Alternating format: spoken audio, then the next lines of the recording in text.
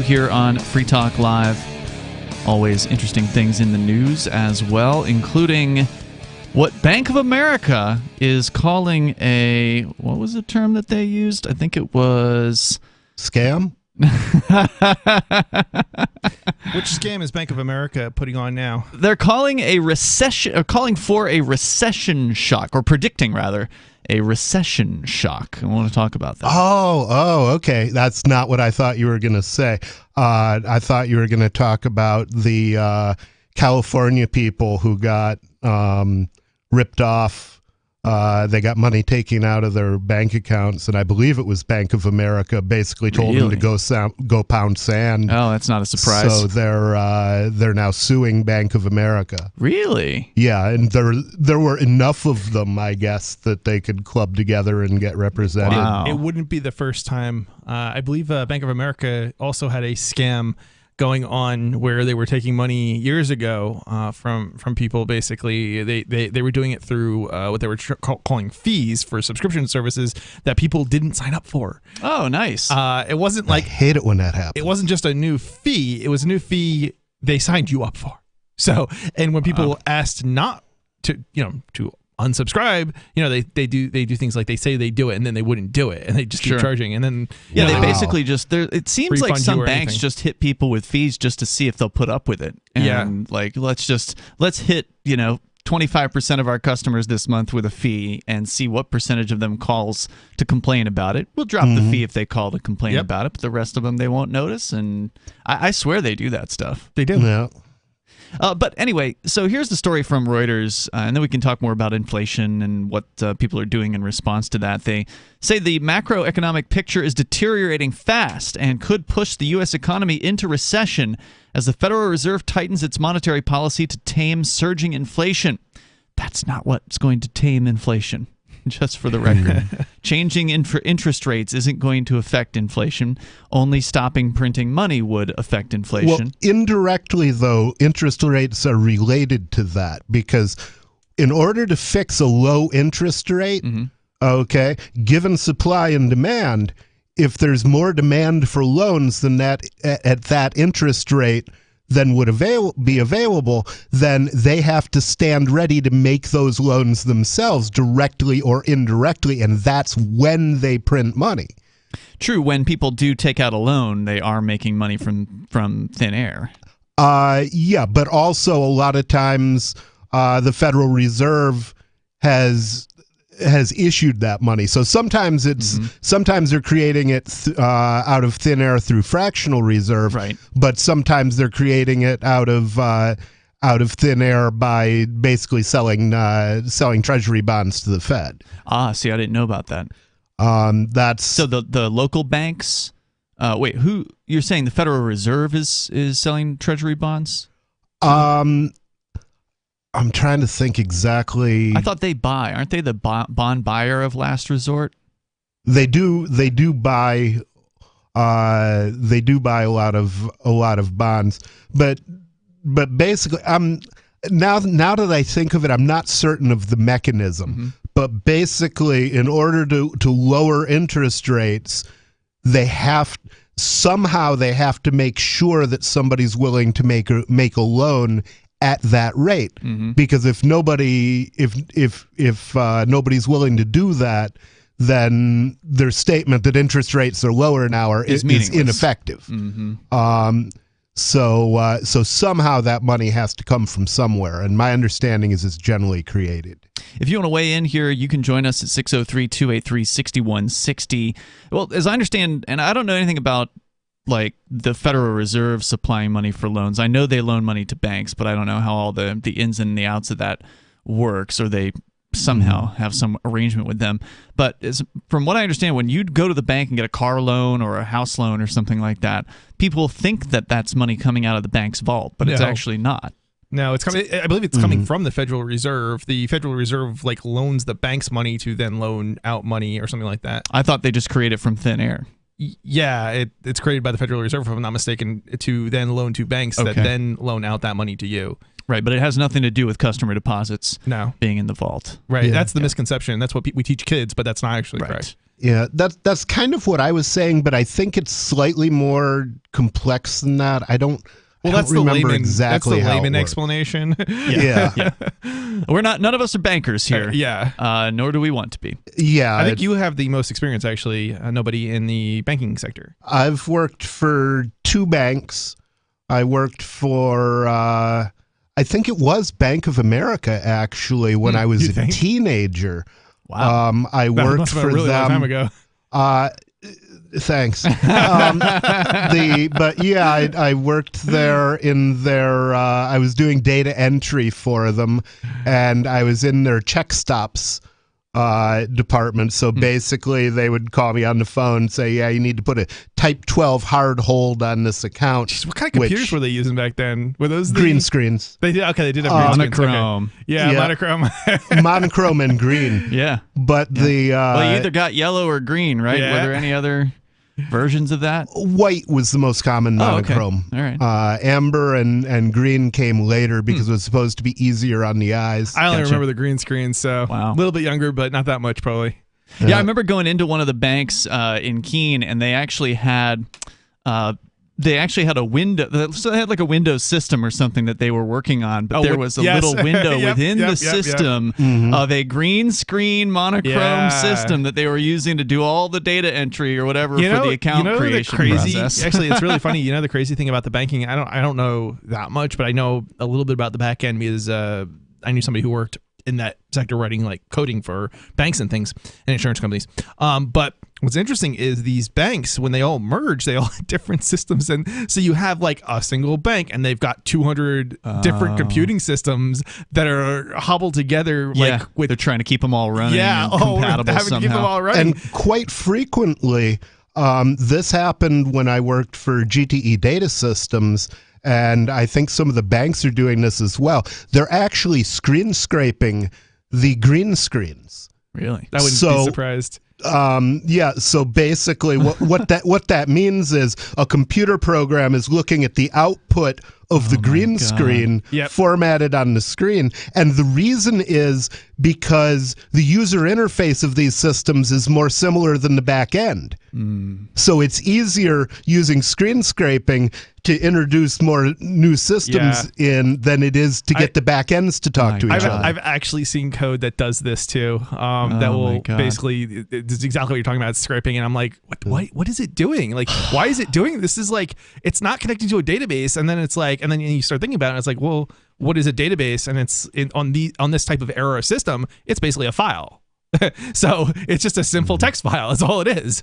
So at least as far as technology is concerned, the banks suck. There's no doubt about it. Oh, yeah. But at least they have some kind of a profit incentive to keep their systems running and somewhat modern. I saw a story about the IRS the other day. Oh, yeah. That was like a 40-year retrospective on them trying to upgrade their like mainframe or whatever. They've got some old, like, just seriously ancient system that they have failed and failed and failed and spent God knows how many hundreds of millions of dollars on this, and it has literally been since like the early 80s or the 70s or something since they've been trying to upgrade this thing, and it is still in place. Do you know what's funny? Do you know where the government gets its parts for these old systems? Through thinkpenguin.com? No.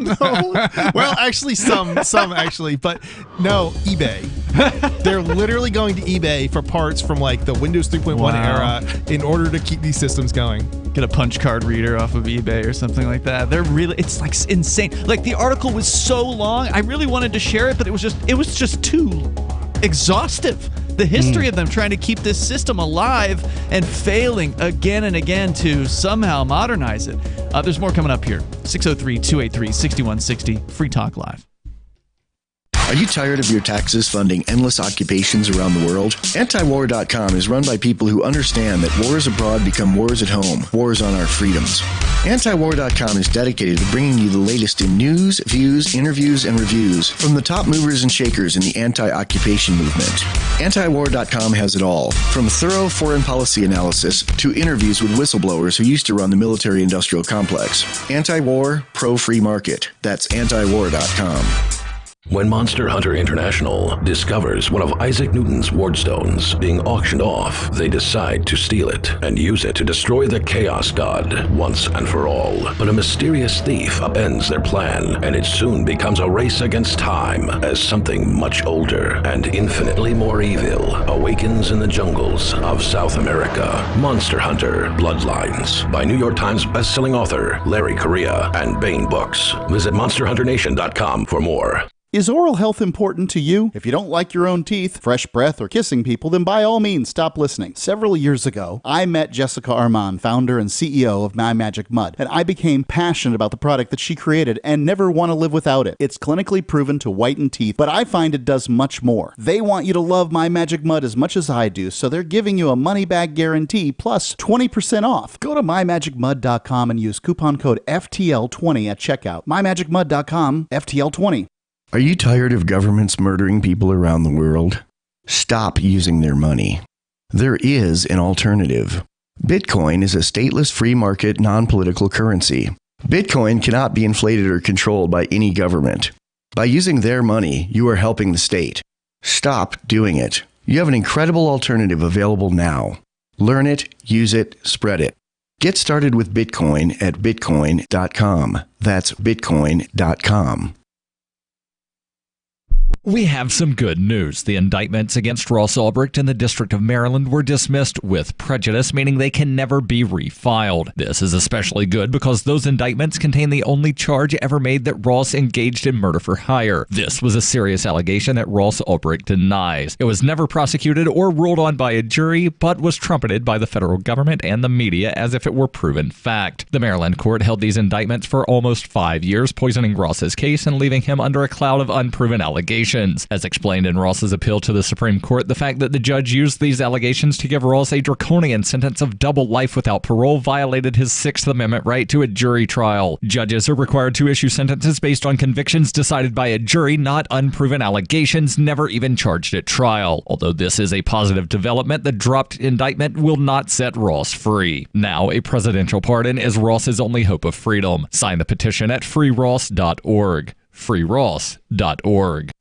What if you want to hear the latest episode of Free Talk Live, but all you have is your phone, you forgot to download our archive, and you have no data connection? You can call our Listen line at 641-793-0191. That's a long-distance number, so you may incur charges. If not, listen as long as you want. 641-793-0191. The Free Talk Live Listen line, 641-793-0191.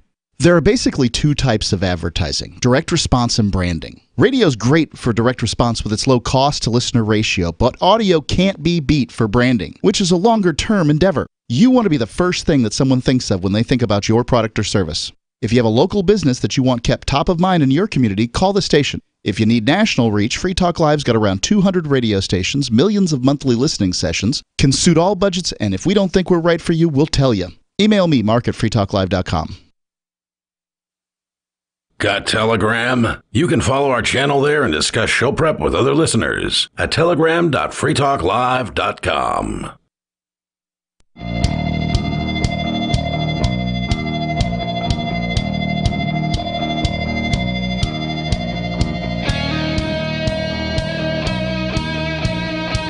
It's Free Talk Live. The phones are open. You can join us here. The number is 603-283-6160. That's 603-283-6160. Joining you in the studio tonight, you've got Ian. And Chris. And nobody. You can join us online. Head over to freetalklive.com and enjoy the features waiting for you there. We got a lot of stuff at freetalklive.com, including our social media platform. which is running Mastodon. That means it's open source, it is self-hosted, it's federated, so you can connect with other Mastodon users all across the Fediverse, as they call it. You can go to social.freetalklive.com to get signed up there, and it's free, of course. That's social.freetalklive.com. We were going to get into the Bank of America story, but we ended up getting sidetracked talking about just the slow, awful computer systems that are backing up these not tech giants, but these banking giants. And that led me to talk about the IRS story. And I just want to give credit where credit's due. The story I was referring to that is way too long for on air is ATR.org. That's the Americans for Tax Reform. It's entitled 40 Years of Failure, IRS Unable to Fix Computer System.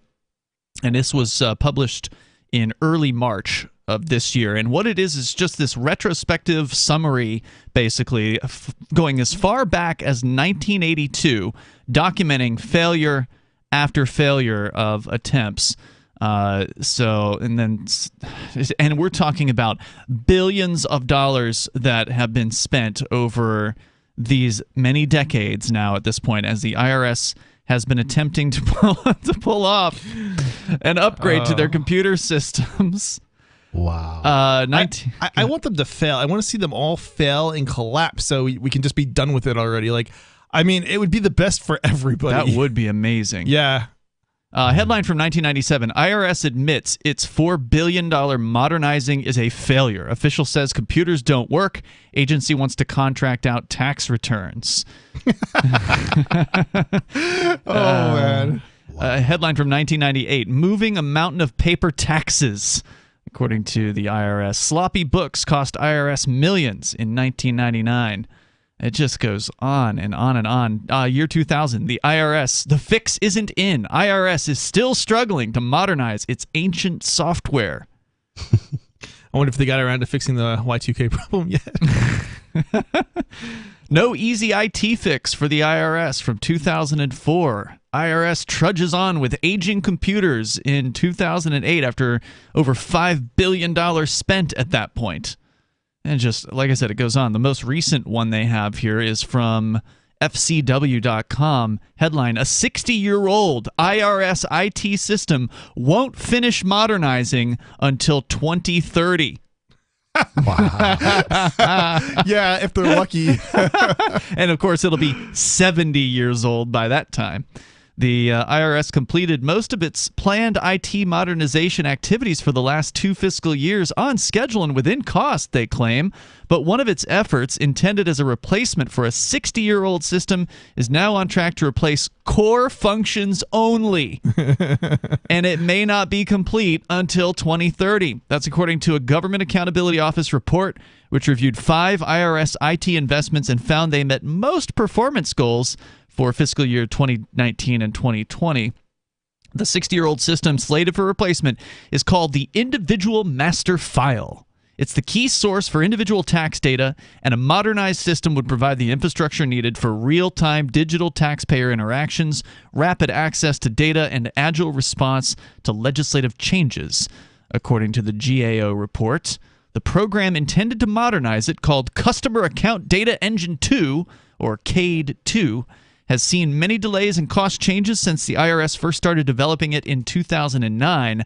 According to the GAO, a key milestone for replacing selected functions had been pushed back by 9 years from 2014 to 2023.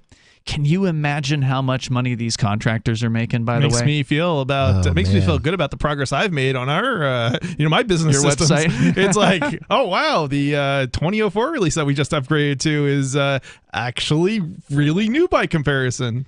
The CADE program had lower reported costs than anticipated for 2020 and met most performance goals for the last 2 years, but GAO called its long-term performance and outlook troubling. The modernized system isn't scheduled to be finished until 2030. Development costs are now 4 times higher than officially planned. And CADE 2 is also now expected to replace only core components of the old program, which again is 60 years old, as opposed to the entire system. So it's going to take them the rest of the decade, they say, and of course it's been going on for decades, to only do the core functions. I think somebody took and you know it's going to fail, and they're going to push it back. Somebody took the is it philosophy or quote? If it ain't broke, don't fix it. A little too far. The current system is one of the oldest in the federal government, but notice they say it's one of the oldest. Yeah. Said the GAO, with software written in legacy computer languages, including COBOL, that are no longer part of core computer science curricula. That means you want to make $200,000, go learn it, because they're actually paying that. They tried to make me take COBOL to get my degree, and it was the first year they offered a class in C++, and I talked them into letting me take C++ instead.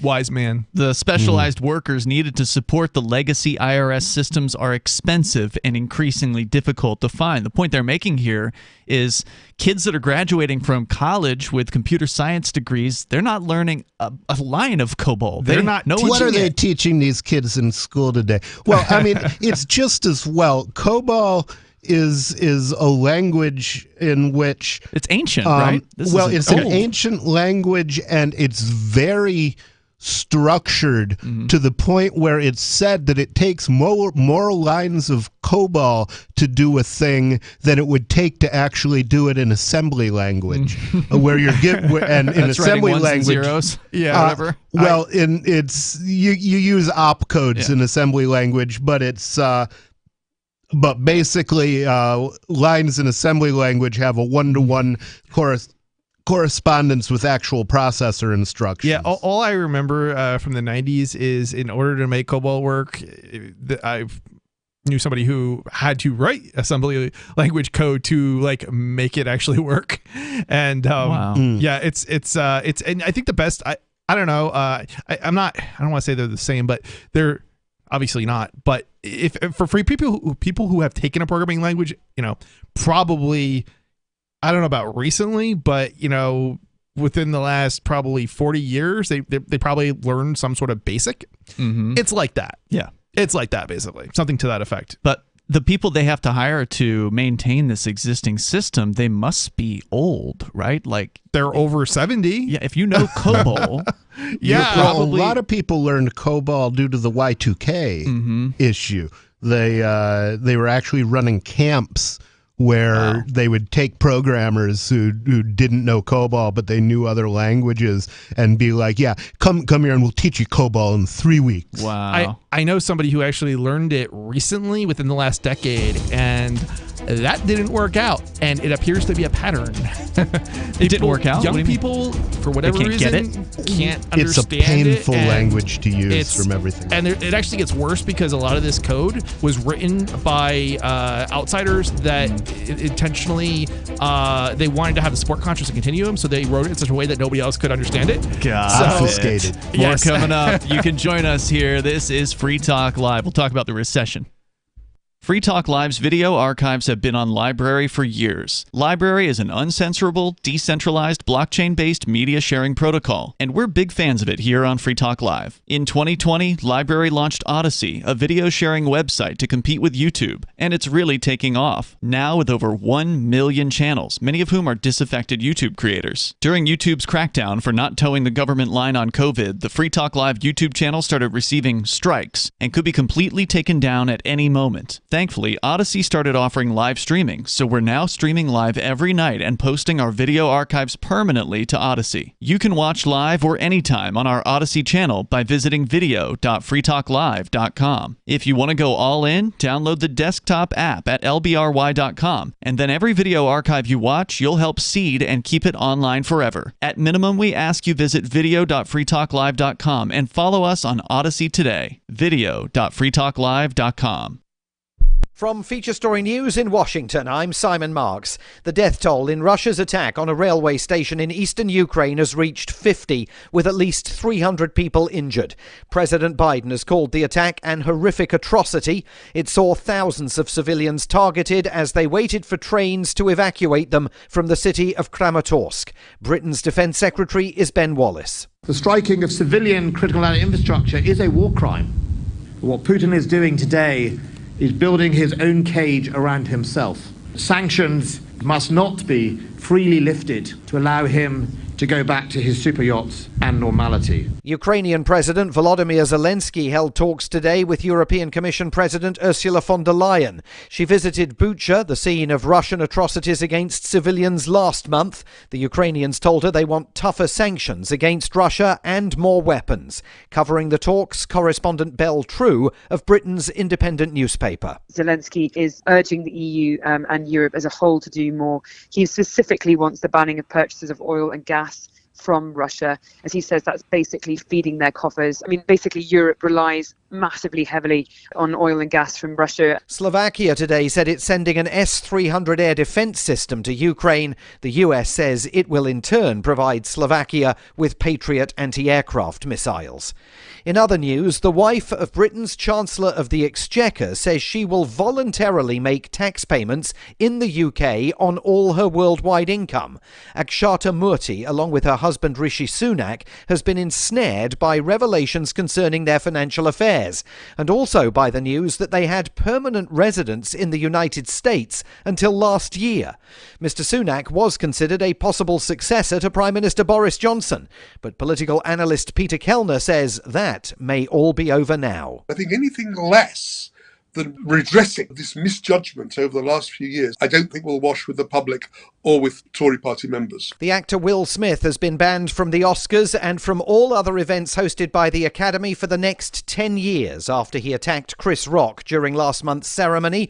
The Academy called his behaviour unacceptable and harmful and accused him of overshadowing the event. At the White House, President Biden celebrated the confirmation of Judge Ketanji Brown Jackson to become the first black woman ever to become a US Supreme Court justice. The judge spoke at the White House today and quoted the late African-American poet Maya Angelou. I am the dream and the hope of the slave.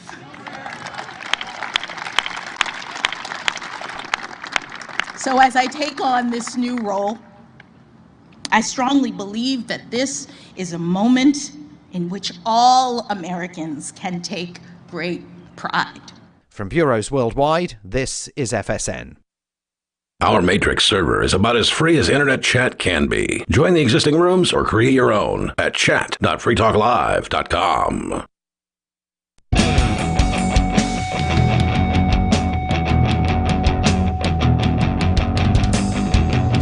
It's Free Talk Live, and you can join us here. Bring up whatever you want. The number is 603-283-6160. Here tonight, it's Ian. And Chris. And nobody. 603-283-6160. What is a recession shock? A major bank is warning people that there is a recession shock coming. We'll talk about it.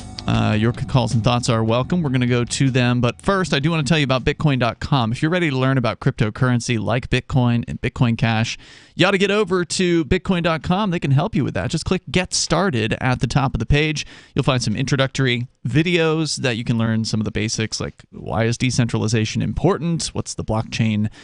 Things like this. You'll learn over at Get Started, the section of Bitcoin.com. And there's other things, a variety of different things you can do with Bitcoin.com, including buy your very first cryptocurrency through Bitcoin.com. They've got that. Also, they've got a great news site that'll keep you up to date on what's going on in the world of crypto. Just go to news.bitcoin.com. That's news.bitcoin.com. We go to Stephen in Georgia. Stephen, you're on Free Talk Live. Go ahead. Sorry about that, Stephen. I've got you now. Go ahead. Say that again. Hey, guys. So a couple of weeks ago, y'all were talking about New Hampshire wanting to exit the United States, and I think that's great. I think you should. But Ian, you posed a very good question on whether or not any state left her vote, like votes on, like popular votes, essentially. Yeah, a lot of the southern states did have a vote of their legislature, as I understand it, but I'm not sure about the how many of them had a popular vote. So 7 states that left to create the Confederate States of America all left by legislative vote. However, there's one state that left the Confederacy on popular vote. And that would be 8 counties in Virginia left. Now, here's where things get weird. Each county left based on popularity votes. from the citizenry. Mind you, when we say the citizenry at the time, we mean white male. So just to clarify, you're saying these Virginian counties were leaving the Confederacy. Were they rejoining the Union, or were they seceding into their own country? So here's where didn't they become weird. West Virginia?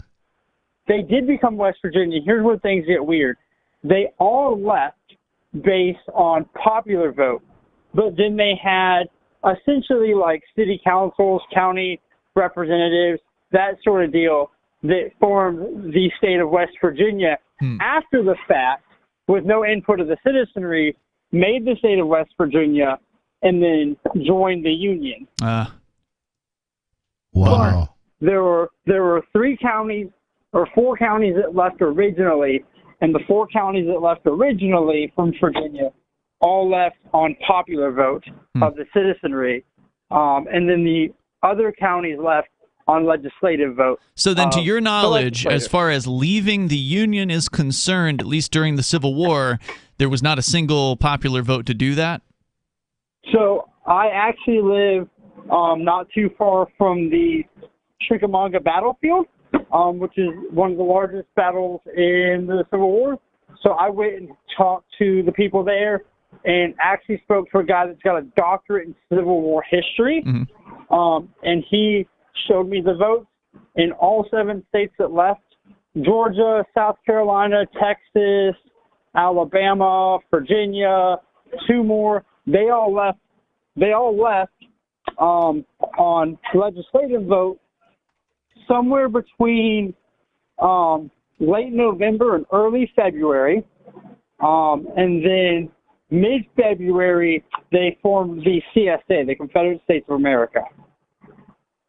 Okay, gotcha. Wow. So therefore, there has not yet been, according to you at least, a vote to secede from the United States of the people of any state. Well, they haven't left the United States technically, but I would count the 3 counties leaving. The popular vote never came up about whether, and this was a conversation we had. The popular vote never came up about, hey, we've left. First of all, do we want to form together? Like, do these counties want to recognize each other, become one entity, and does that one entity want to join the USA? That conversation never took place amongst the citizens, just the legislators. Yeah, it was just the elites who made that decision. But you were saying they were leaving the Confederate States. They weren't leaving the United States. Well, at the time, they were leaving the state of Virginia, which was a member of the Confederates. Not at the time. No. Oh, okay. So was Virginia so Virginia was part of the United States at that time? No. So Virginia leaves the USA, and there's a time period that it's just the state of Virginia. It doesn't leave and join the CSA because the CSA is not formed. Does that make sense? Yeah, no, I see what you're saying. But just to clarify, so you're saying that no state has had a popular vote that you're aware of to leave the United States? Not to leave the United States, no. Okay. So if New Hampshire, or when New Hampshire actually finally does that, it truly will be the first time in the U.S. history. Very cool. Thanks, Stephen, for the call tonight. I appreciate your knowledge there on the topic. The number, if you want to join us, 603-283-6160.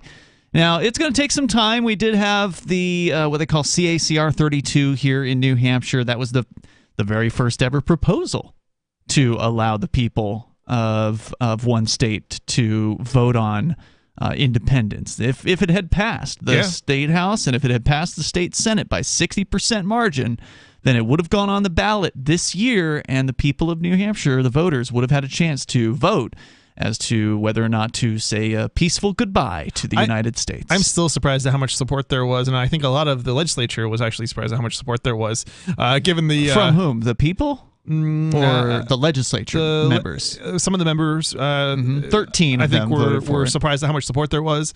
And I kind of was surprised at how much support there was, because it's, if you look at Texas, I think they had one legislature that was willing to do something. And well, no, there was one person, I think, that filed a bill in Texas. I don't know if he had any support.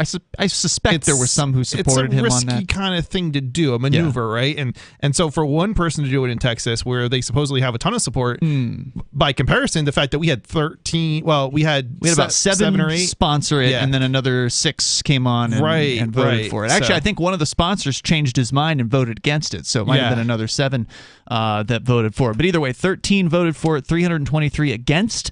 So it definitely was crushed at this point. But a lot of the people who are probably personally quietly in favor of secession, who did not vote for this bill, they are afraid of what people think. They're afraid of losing their reelection. And that's why I'm very interested to see what happens this year, as the Foundation for New Hampshire Independence apparently has somebody on the hook who's willing to give them $50,000 to run a nationwide poll. Well, not the entire nation, but like to poll 8 states worth of people, wherever the supposed best states are for secession right now. So Texas, Hawaii, Alaska, maybe Vermont, Florida. I don't know what other ones, but certainly New Hampshire, obviously. But the idea is to poll the people of the most seceding likelihood states and find out what they think about some pretty principled-sounding questions. So, as I understand it, the Foundation for New Hampshire Independence is leading this survey. They're the ones who are basically going to be sort of hiring the polling firm. And so right now they're going to have a board meeting that's going to decide what the questions should be on this poll. And that will be the first time we have seen specific results from the people of New Hampshire on questions that we would ask, because the people that run the Foundation for New Hampshire Independence are freedom lovers. So it's going to be the first real serious poll about this, and I think that's going to open a lot of people's eyes. Yeah, I think the word on the street is pretty positive overall. I think the legislatures are, they're afraid, but it's because I don't think they understand how much support there actually is already. Yeah, and I hope that they are pleasantly surprised by the results of this poll. We'll see. Time will tell. The number 603-283-6160. Phones are open here. Coming up, a recession shock is coming, says one major bank in predictions for what's on the way. You can join us here as well. It is Free Talk Live. Join liberty-minded voluntarists, anarchists, and libertarians from June 27th through July 3rd for the 6th annual Fork Fest at Rogers Campground in the beautiful White Mountains of New Hampshire. Fork Fest is a fork of the Porcupine Freedom Festival, which sold out for the first time in 2021. Fork Fest takes place the week after Pork Fest, but Fork Fest is decentralized, which means that there's no ticket cost and no one is in charge. All you have to do to join the fun is reserve your camping site, RV site, or motel room with Rogers Campground for June 27th through July 3rd. There's no better place to celebrate Independence Day than around other freedom-loving activists in the Shire. You can find out more at the unofficial website, forkfest.party. You can also connect with other attendees on the Forkfest Telegram and Matrix chat rooms, as well as the Forkfest Forum.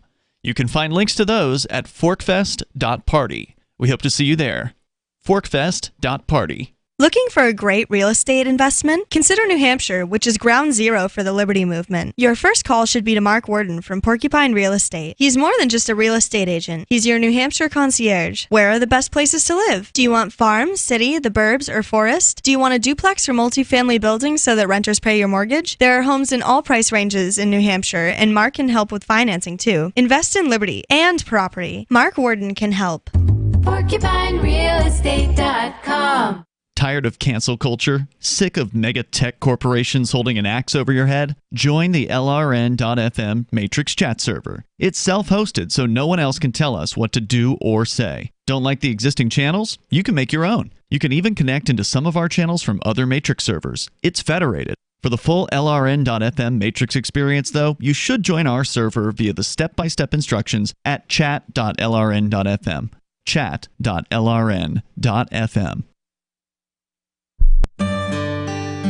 This is novelist Tom Robbins. When my mother was diagnosed with glaucoma, her conservative Virginia physician told her there was only one treatment that might ease her pain and save her eyesight. That treatment was medical marijuana, which he could not prescribe. I offered to get her some and teach her how to use it effectively, but my father objected because marijuana was against the law. So my mother, who loved to read and walk in nature, was condemned to grow cruelly, unnecessarily blind. Tragedies like this happen all the time, but they don't have to keep happening. To learn more about medical marijuana, call the Marijuana Policy Project at 1-877-JOIN-MPP or visit them on the web at mpp.org. If you want to know the latest about Free Talk Live before we go on the air, all you need to decide is how you want it delivered. It's your choice. Visit news.freetalklive.com to receive our usually weekly news updates by email. Plus, we have a Twitter account at twitter.freetalklive.com, and you can follow us on the decentralized Mastodon platform at toot.freetalklive.com. So please follow us at toot.freetalklive.com and sign up for our emails at news.freetalklive.com. So you've signed the Shire Society Declaration and are planning your move to New Hampshire to be around more liberty-oriented people. Next, sign up for the Shire Society Forum at forum.shiresociety.com. There are a bunch of people there who are already in the Shire, and they want to meet you. If you're already in the Shire physically, you should also come by the forums. Remember, not everyone uses Facebook. New people are signing up for the Shire Society Forum every month, so drop in and say hello at forum.shiresociety.com. You can stick it to the man and big tech. Join our FTL social mastodon at social.freetalklive.com.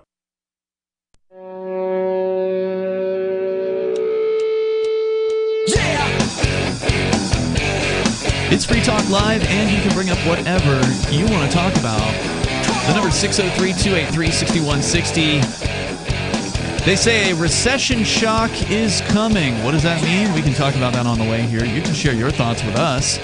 It's Ian, Chris, and Nobody joining you tonight. The number is 603-283-6160, and you can join us online anytime. Head over to freetalklive.com. And you can download archives there. There are many, many archives that go back for a bunch of years. All of them are free, so head over to freetalklive.com. You can do that there. Let's go to Major Payne calling us in Michigan. You're on Free Talk Live. Major. Hey, guys. Got some late-breaking news for you. I don't know if you've heard or not. Remember that... yeah, go ahead. About Gretchen Whitmer? We did hear, but we haven't said anything about it on the air yet, so why don't you go ahead and break that news, Major? All right. Well, two of them were found not guilty on all charges, and the other two, which one of them was the leader, was a hung jury. Wow. And these are the guys who are accused of planning to kidnap the governess there in Michigan. Yeah, they said were going to rig the house with explosives and all kinds of beeswax. Mm-hmm. But the feds were found, hands dirty, as surprise, surprise.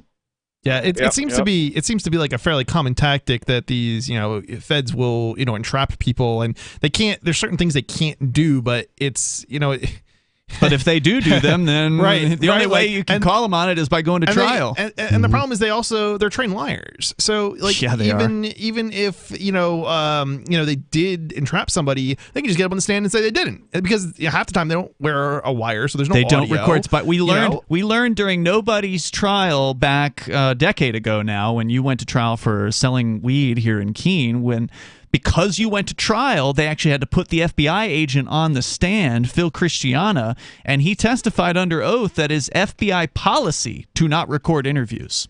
Yeah, which amazed me. I just assumed I was being recorded. Nope.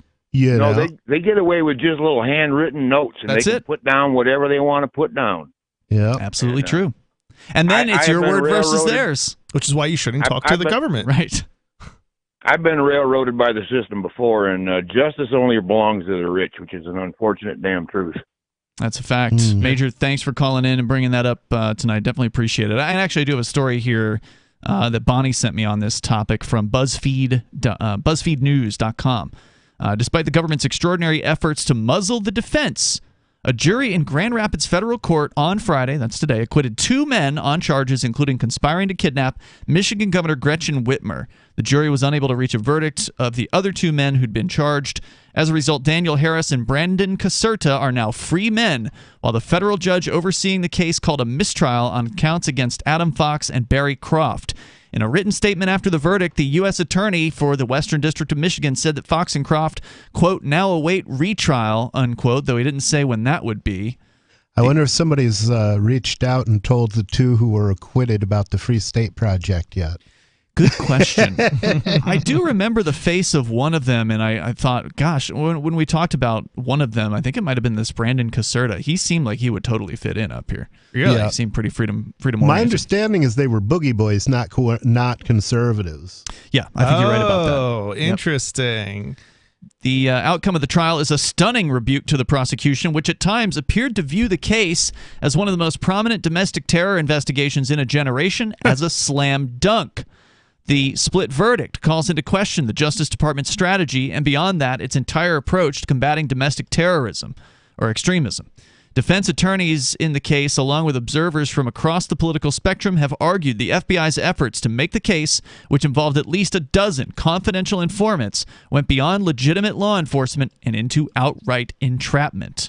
It may also leave the two defendants who chose to plead guilty and testify for the government in hopes of leniency, Ty Garbin and Caleb Franks, wondering whether they made the right choice. Oof. Because you can't undo that, by the way. This is one of these things where it's like, how many agents do they have to surround you with and tell you different things and support you and encourage you to do certain things before it becomes entrapment, right? Like, it's like, if the reason you're doing something is because of government agents around you, are you really the one? If you wouldn't have done it anyway, that's what entrapment is, right? So yeah, a lot of these guys, in not just this case, but in a lot of the quote-unquote terrorism cases that the FBI has so-called busted over the last 2 decades, have been complete setups. Yeah, 99.9% of them. The only one that really wasn't was the Boston bombings. Yeah, and they didn't. These people, FBI wasn't setting that one up. A lot of these people that they're arresting, that we know of. It's just a show.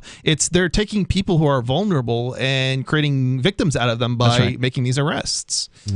One of these guys that took a guilty plea was sentenced to 75 months in prison. Yikes. While the other is still awaiting sentencing. Also up in the air is the fate of 8 men charged by Michigan's Attorney General. Now, I wonder if the other guy can still withdraw his plea. No, I don't think you can. No. 3 of them face trial in September. Oh, sorry, this is 8 men charged by Michigan's Attorney General. So the case we're talking about where the not guilty and the hung jury, those were federal charges. So there's also state charges for providing material support to terrorism for their role in the alleged plot. 3 of them face trial in September, but it may be challenging to convince a jury that they aided a plot, the very existence of which has not even been proven. Caserta's attorney, Mike Hill, said in an interview, quote, the jury clearly saw what the FBI was doing to create this case. They saw it, and they didn't like it, unquote. You know, it's interesting. You look at this case, and you look at the case of the Bundy Ranch. You remember that one from 2013? And Ammon Bundy's actually in jail right now. No, what for? For contempt of court. He was sentenced to a certain amount of community service, and he said that I guess he was running for Senate. He's running for governor in Idaho, and so he counted his campaign stops as community service, and the judge didn't like that and sentenced him to 10 days in jail. Okay, 10 days. Yeah, it's not a big deal. But that's just going to be campaign fodder, that's going to get more attention. To make their case, federal prosecutors presented a mountain of evidence. Hundreds of I guess what I was going to say about the Bundy case. So in that case, they arrested a bunch of people, not during, but after the fact, because that's one of their tactics, like they're doing in Canada. They don't arrest during the protest; they do it later. So they rounded them up. They charged them. One guy from New Hampshire took a guilty plea and spent 5 years in federal prison as a result of that. And the rest of them went to trial and were all found not guilty. In the Bundy case. The wife of the guy who pled guilty was the woman who was on the committee that we testified before about secession. Yep, and she was the one who told Alo Axelman from the Foundation for New Hampshire Independence that she was going to vote in favor of the secession constitutional amendment, and then changed her tune and voted against it. Then when she was confronted as to why she voted against it. She apologized and said she was going to do the right thing on the floor of the House, and proceeded to not do the right thing on the floor of the House. So I don't know who's holding what over her head, or why she is doing that, but that's what she did. You know what's interesting about a lot of these cases is it seems, and this is, the perception is probably not reality, but it seems like there's more people winning cases these days in front of at a jury, the federal level, taking it to trial in front of a jury. Than there have been. And don't get me wrong, there are some cases like Ross Ulbricht that was complete show trial. He got screwed in that but it seems like I think what it's evidencing is it's not always necessarily the best idea to take the plea deal. It is not a slam dunk for the prosecution in many of these cases, which is a pleasant surprise. Because usually you feel like, even if you think you have a good case, you can't trust a jury to do the right thing. But I've been surprised how many times juries have done the right thing. I think the trust in federal law enforcement is at an all-time low after, they spied on Trump. Might be right. I think a lot because, the people who have been bootlickers for the security state have been the conservatives, and they really didn't like what they got back, which was spied on and in a lot of cases arrested. And the charges for January 6th have been incredibly inflated for people who just went into a building and milled around. Walked around. I mean, they didn't even burn it down like Black Lives Matter would have. Right? That's how you know it's not a real protest. I mean, it's almost laughable, what the left has been saying, especially about January 6th. January 6th. It's like, I'm not on the left and I'm not on the right, but it's like, seriously. The difference is night and day between what happened there and what happened in Minneapolis. It's completely different. The number here is 603-283-6160. That's 603-283-6160. We got a little bit more here about the case in Michigan, and now not guilty verdicts for 2 out of the 4 guys. The other 2 hung juries. There's more on the way. You can share your thoughts on Free Talk Live.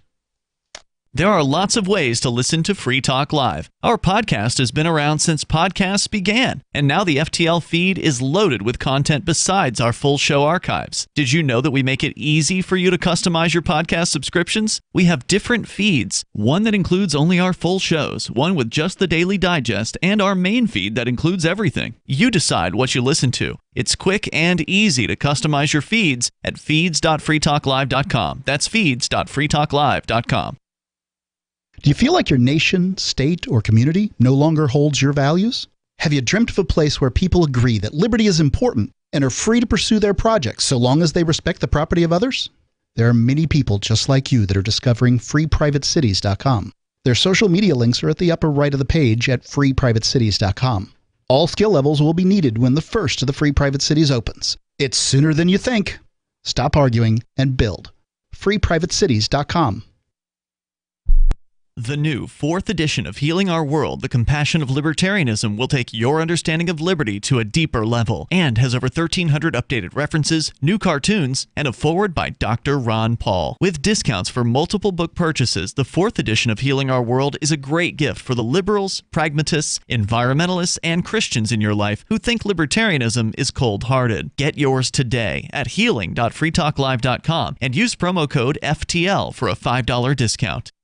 What if you want to hear the latest episode of Free Talk Live, but all you have is your phone, you forgot to download our archive, and you have no data connection? You can call our Listen line at 641-793-0191. That's a long-distance number, so you may incur charges. If not, listen as long as you want. 641-793-0191. The Free Talk Live Listen line, 641-793-0191. You're listening to the live edition of Free Talk Live. Hour number 2 is next after the news here on the Liberty Radio Network at LRN.FM. From Feature Story News in Washington, I'm Simon Marks. The death toll in Russia's attack on a railway station in eastern Ukraine has reached 50, with at least 300 people injured. President Biden has called the attack an horrific atrocity. It saw thousands of civilians targeted as they waited for trains to evacuate them from the city of Kramatorsk. Britain's Defence Secretary is Ben Wallace. The striking of civilian critical infrastructure is a war crime. What Putin is doing today is building his own cage around himself. Sanctions must not be freely lifted to allow him to go back to his super yachts and normality. Ukrainian President Volodymyr Zelensky held talks today with European Commission President Ursula von der Leyen. She visited Bucha, the scene of Russian atrocities against civilians last month. The Ukrainians told her they want tougher sanctions against Russia and more weapons. Covering the talks, correspondent Belle True of Britain's independent newspaper. Zelensky is urging the EU and Europe as a whole to do more. He specifically wants the banning of purchases of oil and gas from Russia, as he says that's basically feeding their coffers. I mean, basically Europe relies massively heavily on oil and gas from Russia. Slovakia today said it's sending an S-300 air defense system to Ukraine. The US says it will in turn provide Slovakia with Patriot anti-aircraft missiles. In other news, the wife of Britain's Chancellor of the Exchequer says she will voluntarily make tax payments in the UK on all her worldwide income. Akshata Murthy, along with her husband Rishi Sunak, has been ensnared by revelations concerning their financial affairs, and also by the news that they had permanent residence in the United States until last year.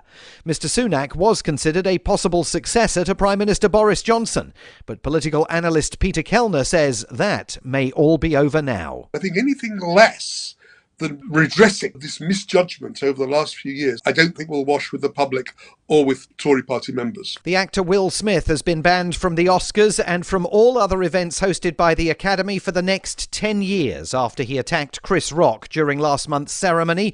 The Academy called his behaviour unacceptable and harmful and accused him of overshadowing the event. At the White House, President Biden celebrated the confirmation of Judge Ketanji Brown Jackson to become the first black woman ever to become a US Supreme Court justice. The judge spoke at the White House today and quoted the late African-American poet Maya Angelou. I am the dream and the hope of the slave.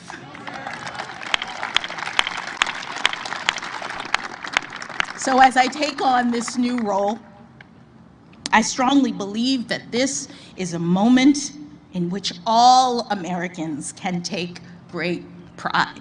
From bureaus worldwide, this is FSN.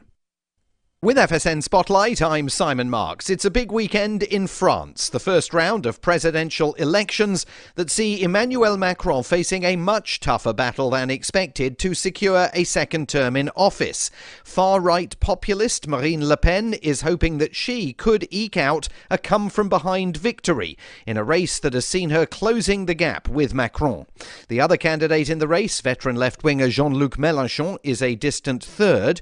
Lisa Louis is a reporter in Paris and says the war in Ukraine and some fresh domestic initiatives unveiled by Macron have done nothing to help him on the campaign trail. Well, absolutely. In the beginning, this was a clear race, and so people didn't get that interested. And then his ratings have gone down again, and it seems more and more of a close race, especially as he finally entered the race. He became a candidate and then announced some measures that are highly unpopular, like, for example, pushing up the retirement age from 62 to 65. That's a bit like blasphemy here in France. So many people feel that they can't really vote for him anymore. And that's why also, those that feel that they now should rather vote for Marine Le Pen or even the far left candidate, Jean-Luc Mélenchon, that share of the voters has really gone up. The second round, a runoff between the two top candidates this Sunday, will take place in 2 Sundays' time.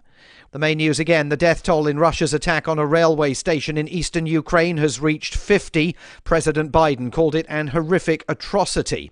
The actor Will Smith has been banned from the Oscars for the next 10 years after he attacked Chris Rock during last month's ceremony.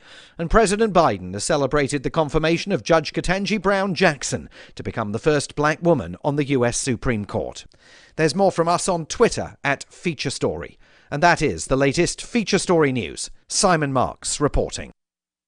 This is the Onion Week in Review. Gushing women voters announced Monday that they just can't help but feel an uncontrollable attraction to the sexist Republican Party. Saying they should know better but just can't resist the GOP's reckless neglect of women's health issues, smitten females across the country are reportedly driven wild by the GOP's blatant chauvinism. I can't say no to bold, misogynistic politicians who think their authority extends to my uterus. Whenever you vote for a Republican, you feel like you're doing something a little bit naughty. Top officials within the U.S. military acknowledged Wednesday that they were desperate to be given just one solid war they could really knock out of the park. Citing the recent string of messy, ambiguous military engagements in the Middle East, members of the Pentagon brass called for a conflict against a sovereign nation with a standing army and a clear-cut bad guy who employs conventional tactics and weaponry. No roadside bombs, no plainclothes militants hiding out among innocent civilians. Just a fair fight where two sides shoot at each other and someone wins. We're absolutely great at that. This is the Onion News Network.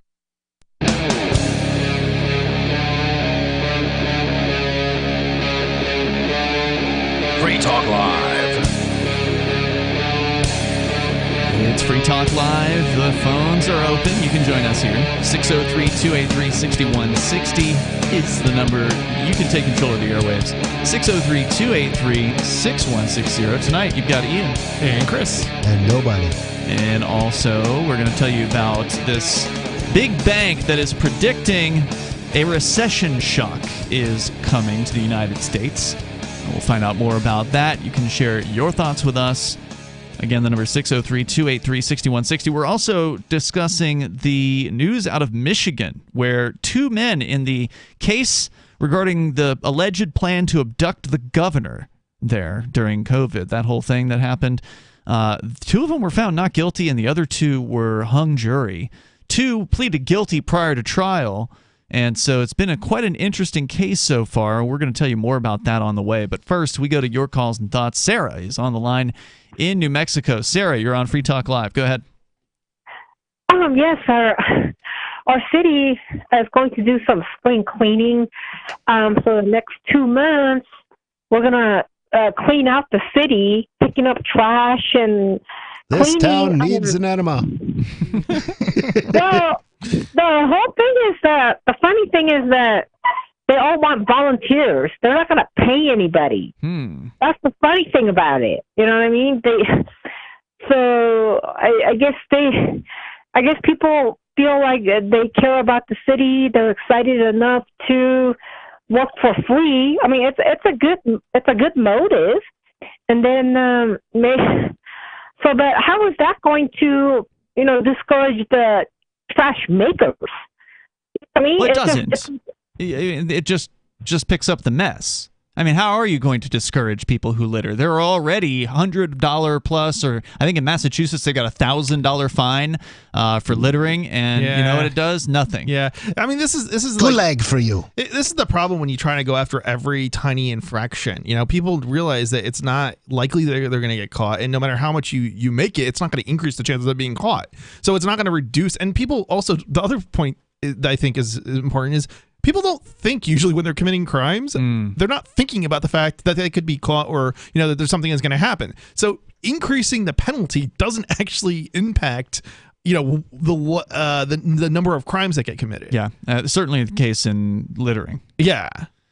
So Sarah, I don't think there's anything you can do about this besides just try to educate people and ask them to behave nicely. Ian, you make a good point there with educating people, because it's actually one of the ways that we've actually, I shouldn't say we, but sadly, I think it was a government program, but government has actually been successful at something in terms of people not littering, like on highways. It used to be the common thing was to throw your trash out the window. And so you dump think your people trash. have gotten better at this? If you look back at like the 30s, 40s, and 50s, it was, the highways were filled with litter, and it was I didn't know that. TV and radio campaigns that actually helped solve the problem. I mean, and I remember the Crying Indian ads, which actually the guy who did that was Russell Means, who was a libertarian. Yep. And this would have been before our time, so none of us probably remember it. But that's my understanding of how. I mean, because if you look at the highways today, they're certainly not full of litter. The Crying Indian ads were in the 70s. Okay. There you go, Sarah. You need more crying Indians. They'd need to bring back the crying Indian. That's what it is. It was the crying Indian. That was one of the ads. Yeah. I remember this. Yeah, he did die a few years back. Yeah. It wasn't Crying actually Indian, a real Indian. Sarah doesn't what know. was he crying about? He was crying litter. about the Litter. Yeah. Litter. What He about was just the, looking around a littered landscape, Yeah. and he would have just one tear. It was a really effective campaign. It was. It worked. It wasn't like the weed, or not the weed ads, but the smoking. This is your brain on drugs. Ads. Yeah, the brain on drugs. It wasn't like that. It was actually a decent ad, an advertisement. Yeah, for, and hasn't Smokey the Bear been pretty decent? All things considered, to stop I don't know people anybody from who making is forest like, fires. Yeah, I don't know or anybody whatever? who's like, oh, I'm going to go start a forest fire, Yeah. and it does get people to think twice. Yeah.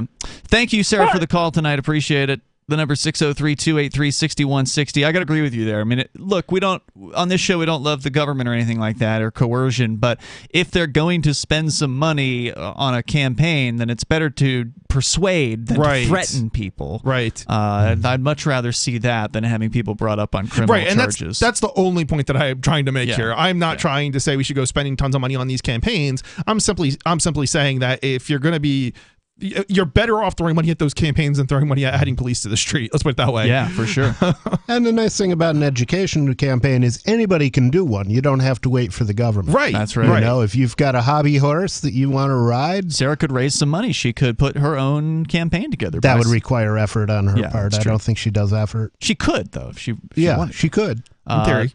So back to the story here at BuzzFeedNews.com about the federal prosecutors botching up the job against these guys accused of wanting to kidnap the governor of Michigan.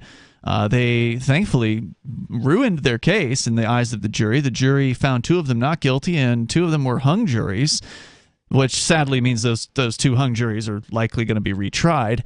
But to make their case, according to BuzzFeed, federal prosecutors presented a mountain of evidence, hundreds of audio clips, videos, and text messages, many of which show the men describing violence they would personally like to inflict on the governor, plus the testimony of a confidential informant, 2 undercover FBI agents, and 2 defendants who'd pleaded guilty and agreed to cooperate with the investigation. Oh. But the most striking thing about the closely watched 15-day trial might be what the jury never got to see. Both before and during the trial, prosecutors went to extraordinary lengths to exclude evidence and witnesses that might undermine their arguments. Sounds like the Ross Ulbricht trial, where they did everything they could to tilt the scales against Ross, while winning the right to bring in almost anything favorable to their own side. As a result, defense attorneys were largely reduced to nibbling at the edges of the government's case in hopes of instilling doubt in the jurors' minds and to making claims about official misconduct with vanishingly few pieces of evidence to support them. Over and over during the course of the trial, the prosecution objected to any attempts by defendants to provide context for the often shocking sound bites and text messages shown in court, objections sustained by a judge who agreed that such material risked confusing the jury. Wait, what? Yeah, it sounds like a stacked case. If you don't have context, how are you supposed to interpret what you're hearing? In the prosecution's favor, apparently. Well, if you don't, you're confused. Yeah. Wow. I mean, this is how messed up our system is. It is. And it's not like it's it happens once in a while. That's the thing. Ross Ulbricht was not a freak occurrence. It was just the one we paid close attention to. Mm-hmm. The result was, from at least the defense's point of view, a stunningly one-sided presentation that left the preponderance of evidence out of court and gave jurors precious little to balance against the Justice Department's claims. Quote, "The government controls the evidence," said Fox's attorney in his closing statement Friday, and he continued saying, "and they can play whatever they want," unquote. Back in 2020, when the government announced the FBI had broken up a violent plot against a sitting governor, the case seemed like a sure thing. In addition to the men accused of the kidnapping conspiracy in federal court, Michigan's Attorney General had charged 8 other people for providing material assistance to terrorism for their role in the scheme. Months later, the Justice Department tacked on weapons of mass destruction charges, elevating it to a terrorism case as well. But over the next 17 months, a different and more nuanced version of events began to emerge. And of course, this is always the case, by the way, in federal prosecutions where people don't take the guilty plea right away.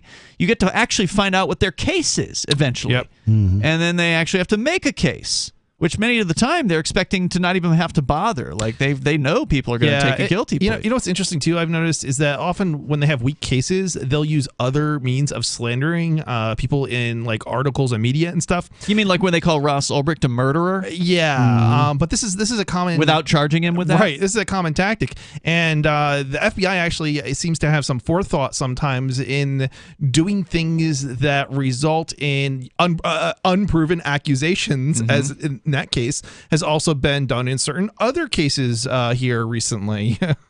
Defense attorneys in both the state and federal cases contended in a series of filings and pretrial hearings that their clients may have been loudmouths or even anti-government cranks, but they never actually intended to hurt anyone and couldn't have pulled off a kidnapping to save their own lives. Fox, the lawyers noted, was so hapless he lived in the basement of a vacuum cleaner store and was forced to go to the Mexican restaurant next door when he needed to use the bathroom. Croft, for his part, ranted about shooting down airships, cutting down every tree on the border between Ohio and Michigan, and setting off electromagnetic pulse weapons that his lawyer characterized at the trial as, quote, movie stuff. There's more on the way here. You can share your thoughts with us. It's Free Talk Live. My name is Jacob Hornberger. I'm president of the Future of Freedom Foundation, which Congressman Ron Paul awarded for having an outstanding freedom website. Write us at fff@fff.org,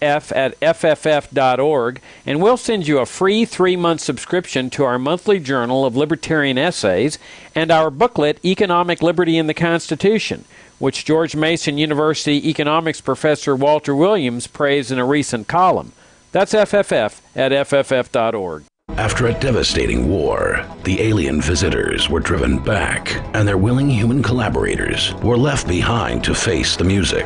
When Emma Jean Anderson's ex-lover brings her from prison, Nathan Foster and his 14-year-old nephew Ben are tasked with bringing the pair to justice. An easy enough job until they discover something is inside Emma Jean, and the fate of the planet hangs in the balance. The Family Business by Mike Coopery from BaneBooks.com. I'm a little obsessed with My Magic Mud. Several years ago, I met Jessica Armand, the founder and CEO of My Magic Mud, and I didn't even know my teeth were coffee stained. A week's worth of use convinced me, and now I use it every 3 or 4 days. It's clinically proven to whiten teeth, and I think it cleans better, too. My Magic Mud's available at most local health food stores, Sprouts, Natural Grocers, CVS, Walmart's Natural Beauty Aisle, but I can get it for you for 20% off with coupon code FTL20 at mymagicmud.com. FTL20 mymagicmud.com.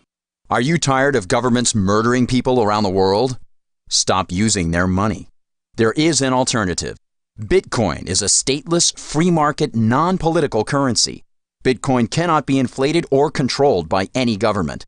By using their money, you are helping the state. Stop doing it. You have an incredible alternative available now. Learn it, use it, spread it. Get started with Bitcoin at bitcoin.com. That's bitcoin.com.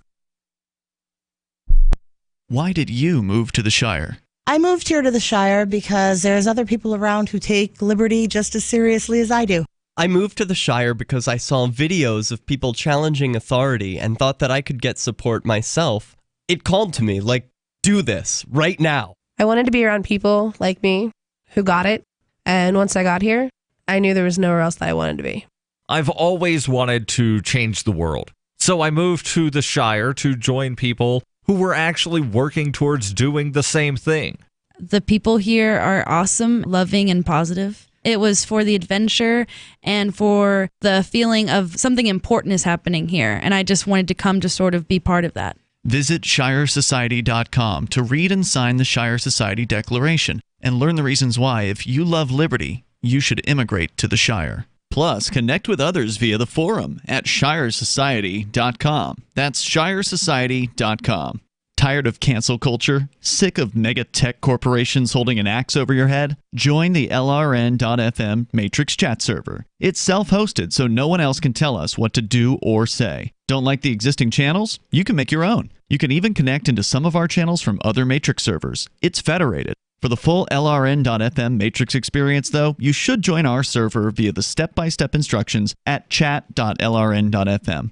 Chat.lrn.fm. There are basically 2 types of advertising, direct response and branding. Radio's great for direct response with its low cost to listener ratio, but audio can't be beat for branding, which is a longer-term endeavor. You want to be the first thing that someone thinks of when they think about your product or service. If you have a local business that you want kept top of mind in your community, call the station. If you need national reach, Free Talk Live's got around 200 radio stations, millions of monthly listening sessions, can suit all budgets, and if we don't think we're right for you, we'll tell you. Email me, mark@freetalklive.com. Don't miss a moment of Free Talk Live. Get our archives daily via our podcast at feeds.freetalklive.com. It is Free Talk Live, inviting you to join us here at 603-283-6160. You want to comment on the men found not guilty in the case regarding so-called weapons of mass destruction against Michigan Governor Gretchen Whitmer. Apparently they brought WMD charges against these guys at one point. It just sounds so crazy. Anyway, they're accused of, basically domestic terrorism, and a jury found them not guilty. Two of them, however, found not guilty. Two of them were hung jury, and the other two pled guilty prior to trial. One of them got 75 months in prison, while two of them, now that they're found not guilty, are walking out of court free men. Of course, you don't get all the time back that you spent, preparing for trial, and the difficulty of life not being able to actually really accomplish anything meaningful because you've got jail hanging over your head. It is frustrating, but hey, it's better to not have to go to federal prison than to go. So we got more on that story. It's a huge win again for jury trials, which have been, as you pointed out, Chris, surprisingly positive for many freedom-oriented defendants, including the folks at the Bundy Ranch back in 2013, who, of those who went to trial, I believe all of them were found not guilty. I think you're right. The only person who went to prison over that was... he pleaded before. Jerry DeLemus, who took a guilty plea. Yeah, I wanted to say Finicrum, but that was the one who was killed. If I recall, I don't think this changed at any point either. They wouldn't let him undo his guilty plea. You don't do that. Freedom's Phoenix, by the way, is your source for all news. Economic news, government overreach, insane government spending, and more. Get today's headlines all in one place, and from a fresh libertarian perspective, you can find this and more at freedomsphoenix.com. That's freedoms with an S, phoenix.com. So more from the summary from BuzzFeed News. They're talking about how the defense in this case was basically neutered by the judge in the case, who continued to sustain prosecutorial objections to, like, for instance, letting the defendants explain their statements. The prosecution would present text messages from, completely out of context of what these guys were saying. This is a pattern with the government, and yes, it is. Taking things out of context. And if you can't explain it, and you're not allowed to show the messages that came before or after the text messages, it's a show trial. It's a show trial. It's defense. Literally a show trial. And we saw the same thing in the case of Christopher Cantwell. And that's correct. I'm not a fan of Christopher Cantwell, but you can't put evidence against people and then not have context, because it's gonna get it's not gonna be understood, and if it's not understood, you can make people out to horrible people, and that's probably was a horrible person, but he may not have done the things that they were accusing him of, is the point. Yeah. The statement's defense said was just talk, and they therefore are protected by the First Amendment. To the degree there was any actual plan to kidnap Whitmer, they added, it was the FBI that cooked it up, while the government's minions, as many as a dozen confidential informants, lured the defendants into half-heartedly playing along.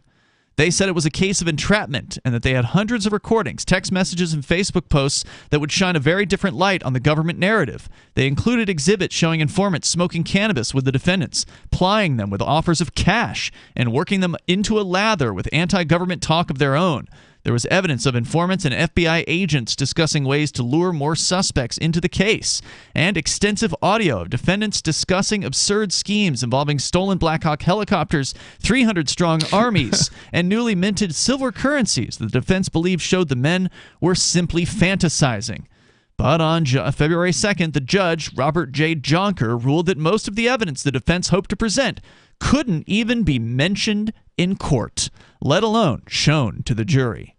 Though the exhibits were direct audio recordings or transcriptions, just like much of the prosecution's evidence, the judge dismissed the material as irrelevant hearsay. Wow. So just a point of warning here to any of our liberty activist types out there, or people who want to be liberty activists, there is a good chance that as your movement becomes successful, and the fact is, if you aren't in New Hampshire, this probably won't happen to you, but as your movement becomes successful, the likelihood of somebody showing up who's working for the federal government is going to increase. It is going to the point of being 100% likely at some point that some federal agent or confidential informant is going to show up. In fact, there was apparently a New Movers party or something like that recently, and I guess somebody said in a room full of people, and I don't remember the exact statement, but they said something about killing government agents out loud, and someone said, "Get out of here, Fed," and yelled at that guy, and he left. Yeah, and you know what? This is not the only time that's happened. There's actually been, I think we've counted at least 8 investigations. 2 are public, and again, this is kind of speculative a little bit, but there's at least probably 8 federal investigations in New Hampshire involving Free Staters. So that we know of. Right? Yeah, right. That we can reasonably. Most of them in Keene, but I'm just the Crypto 6 is just one case. That's just one investigation case, right? Yeah. So the rule is, of course, don't talk to these people. They are not there to help you. If somebody starts talking about violence, the odds are violence they're or working crime for the feds. Yep. And you need to not talk to that person beyond to tell them to go away, and they're not wanted. Mm-hmm. The judge ruled the defendants could not inquire about the past conduct of several FBI agents, though the government would be allowed to question the defendants about episodes in their past. 5 days before trial, Jonker, the judge, handed the defense a rare victory by ruling that if 2 undercover FBI agents appeared as witnesses, that they had to use their real names. Wow, that was the... They had to use the real names. Wow. After all the preceding decisions, it was hard to overlook the irony. Quote, "It is time for all guise and pretense to end, and for the prosecution to present the evidence in an open forum," the judge wrote, making it crystal clear to the jury and the public that inside the courtroom nothing is undercover and everything is out in the open will best ensure fairness during trial and eventual acceptance and respect for whatever the jury ultimately decides. He said after keeping all the exculpatory evidence undercover. It's kind of it makes you really question jury trials, because it's not the jury that's deciding if they don't have the information needed to make the decision. It's a scam. It's a scam. It's an outright scam. It's the judge. It's the prosecutor. These are the people who ultimately end up determining how the jury votes. And if that's the case, then it's not anything more than a show trial. Or in the case of a trial like this, a sham would be a better word. On the 13th day of the trial, a stream of potential witnesses arrived in the courtroom. They'd all been subpoenaed by the defense, but addressing them one by one, the government warned them to think very carefully before testifying. One of the prosecutors asked a woman named Taya Plummer pointed questions about her boyfriend, who plays no role whatsoever in the kidnapping case, but is a member of an armed militant group in another state. The prosecutor, Jonathan Roth, noted that he wasn't aware that Plummer herself was in any trouble with the law, but he left the unavoidable impression that could change if she made the wrong decision. As for how things would play out, quote, "I'd leave that to her," he added ominously. They're literally blackmailing people into testifying how the prosecution wants them to testify in order to not be threatened, with cage time themselves. Further charges. Or at all in this case, it sounds like. Yeah. It meant, if it was meant as a threat, it worked. Plummer said she would invoke her constitutional right against self-incrimination. Jonker released her subpoena and excused her.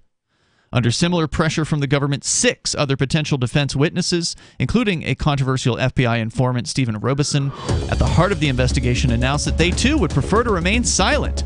And defense attorneys told Jonker that several additional witnesses intended to do the same, so they decided against even calling them to court. At least one of those individuals, a retiree from Virginia named Frank Butler, had been sent a letter by the Justice Department telling him he was the target of an investigation. There's more on the way about this incredible situation that still resulted in 2 not guilty verdicts. More coming up. Than intimidation. So the protection of life, liberty, and property is what the Free State Project is all about. But it's an effort to move 20,000 people who understand. It's about demonstrating to the entire country that, we can have a free market, a truly free market. Making it just a freer, great place to live. It's the world's largest voluntarist libertarian community, and it's only getting bigger. That's amazing, to be able to move to a place where other people like passionately believe in being free and independent. What the Free State Project is managing to do, though, is to put their money where their mouth is. Physically getting up across the country and saying, let's go someplace and let's demonstrate the power of these ideas. There's a lot of kind of philosophy that surrounds liberty. There's a lot of thinking about it and talking about it. But here in New Hampshire, people are doing it. 101 Reasons Liberty Lives in New Hampshire, a documentary by Free State Project Early Movers. Watch it free at 101reasonsfilm.com. 101reasonsfilm.com. From Feature Story News in Washington, I'm Simon Marks. The death toll in Russia's attack on a railway station in eastern Ukraine has reached 50, with at least 300 people injured. President Biden has called the attack an horrific atrocity. It saw thousands of civilians targeted as they waited for trains to evacuate them from the city of Kramatorsk. Britain's Defence Secretary is Ben Wallace. The striking of civilian critical infrastructure is a war crime. What Putin is doing today is building his own cage around himself. Sanctions must not be freely lifted to allow him to go back to his super yachts and normality. Ukrainian President Volodymyr Zelensky held talks today with European Commission President Ursula von der Leyen. She visited Bucha, the scene of Russian atrocities against civilians last month. The Ukrainians told her they want tougher sanctions against Russia and more weapons. Covering the talks, correspondent Belle True of Britain's independent newspaper. Zelensky is urging the EU and Europe as a whole to do more. He specifically wants the banning of purchases of oil and gas from Russia, as he says that's basically feeding their coffers. I mean, basically Europe relies massively heavily on oil and gas from Russia. Slovakia today said it's sending an S-300 air defense system to Ukraine. The US says it will in turn provide Slovakia with Patriot anti-aircraft missiles. In other news, the wife of Britain's Chancellor of the Exchequer says she will voluntarily make tax payments in the UK on all her worldwide income. Akshata Murthy, along with her husband Rishi Sunak, has been ensnared by revelations concerning their financial affairs, and also by the news that they had permanent residence in the United States until last year. Mr. Sunak was considered a possible successor to Prime Minister Boris Johnson, but political analyst Peter Kellner says that may all be over now. I think anything less than redressing this misjudgment over the last few years, I don't think will wash with the public or with Tory party members. The actor Will Smith has been banned from the Oscars and from all other events hosted by the Academy for the next 10 years after he attacked Chris Rock during last month's ceremony. The Academy called his behaviour unacceptable and harmful and accused him of overshadowing the event. At the White House, President Biden celebrated the confirmation of Judge Ketanji Brown Jackson to become the first black woman ever to become a U.S. Supreme Court justice. The judge spoke at the White House today and quoted the late African-American poet Maya Angelou. I am the dream and the hope of the slave.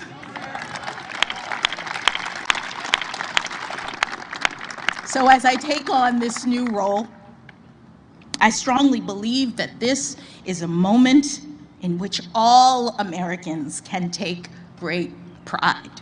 From bureaus worldwide, this is FSN.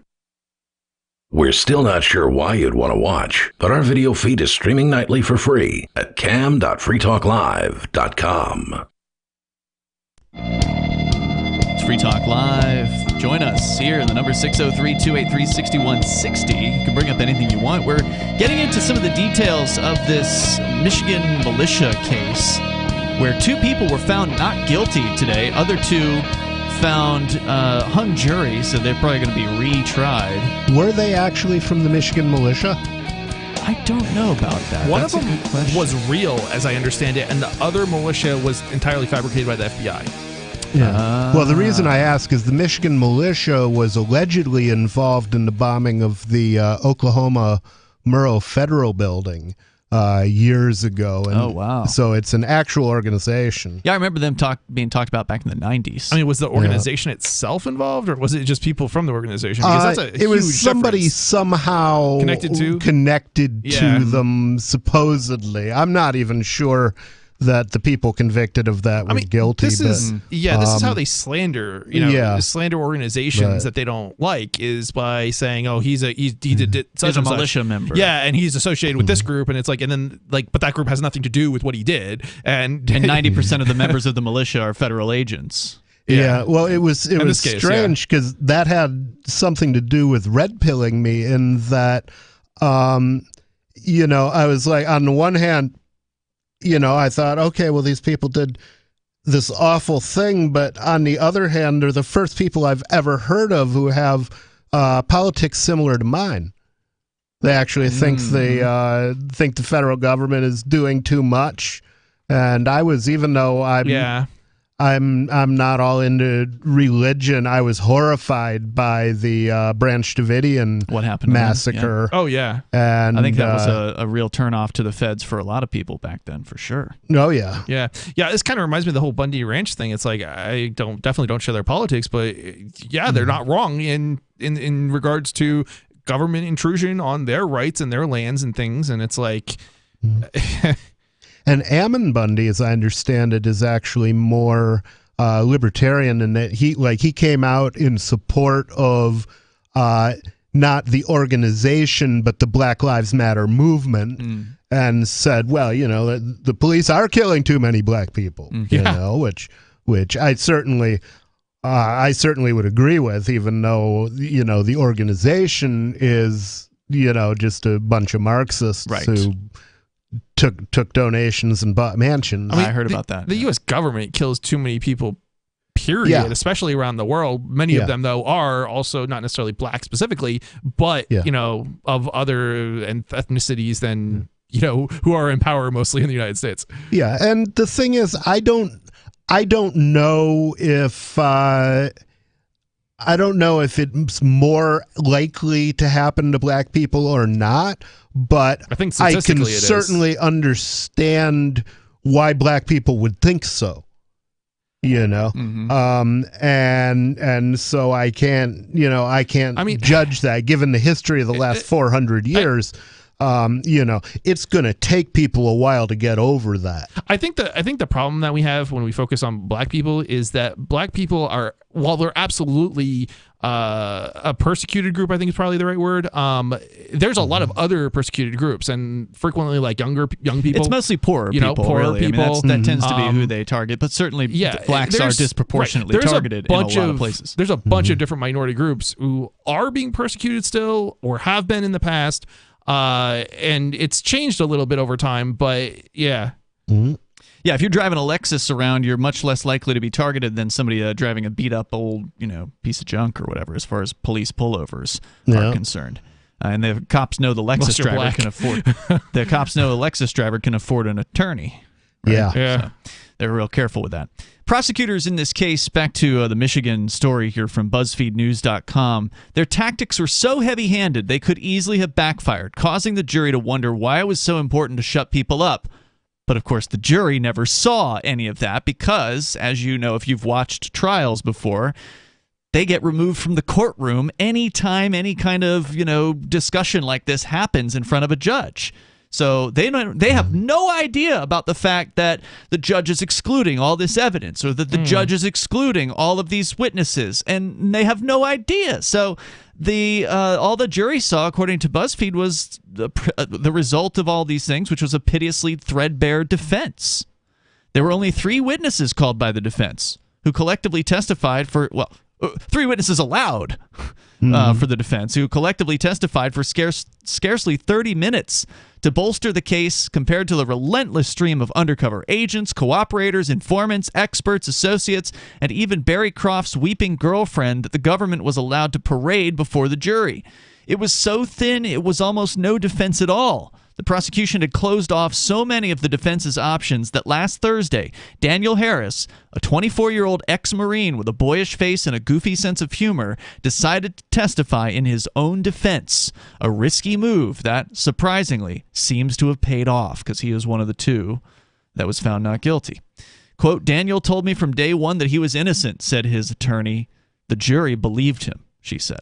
According to Kelly, both she and Harris broke into tears as the verdict was read. Friday happened to be Caserta's birthday, and he exclaimed the jury's decision was the best birthday present he had ever gotten. After almost a year and a half in detention, both men were immediately released and headed home. Wow, they didn't get bail. Fox and Croft, meanwhile, returned to jail pending a potential retrial, and the attorneys could not be reached for comment.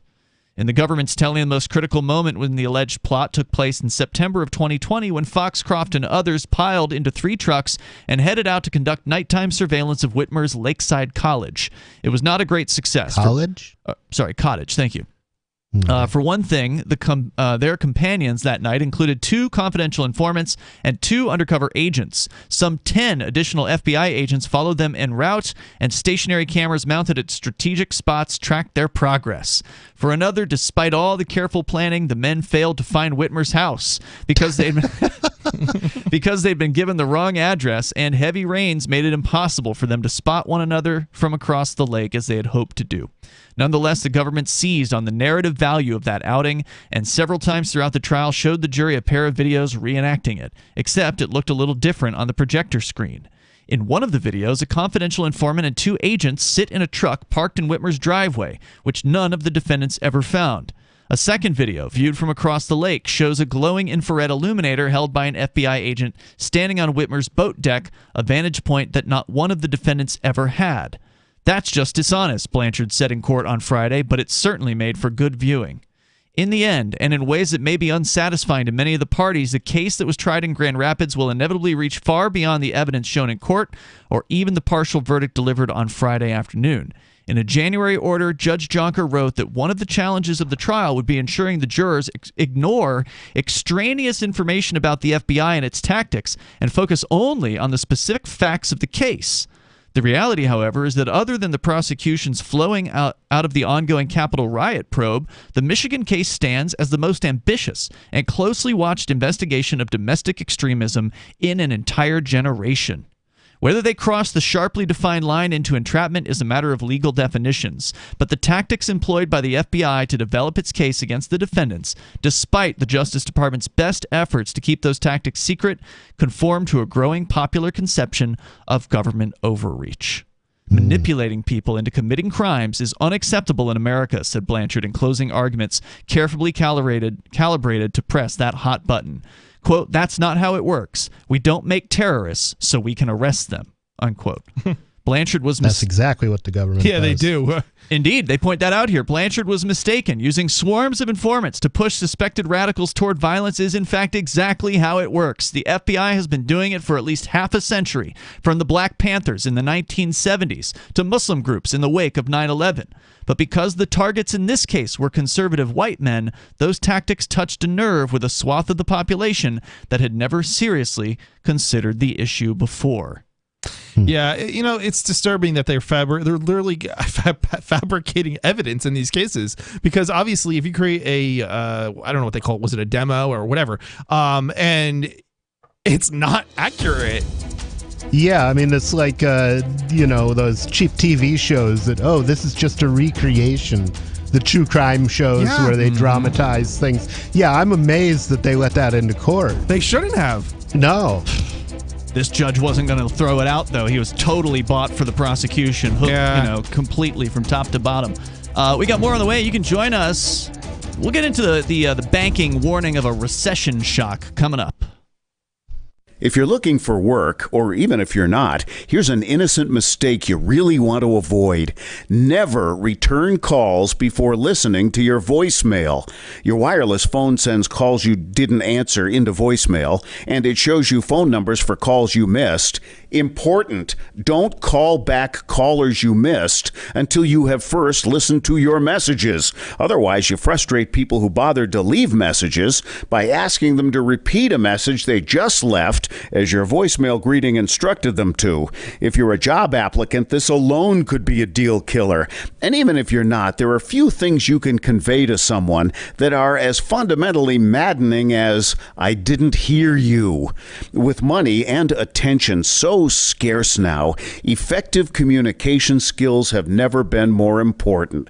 For more tips for job seekers and everyone else, hit survivalspeech.com. I'm Holland Cook. Looking for a great real estate investment? Consider New Hampshire, which is ground zero for the Liberty Movement. Your first call should be to Mark Worden from Porcupine Real Estate. He's more than just a real estate agent. He's your New Hampshire concierge. Where are the best places to live? Do you want farm, city, the burbs, or forest? Do you want a duplex or multifamily building so that renters pay your mortgage? There are homes in all price ranges in New Hampshire, and Mark can help with financing too. Invest in Liberty and property. Mark Worden can help.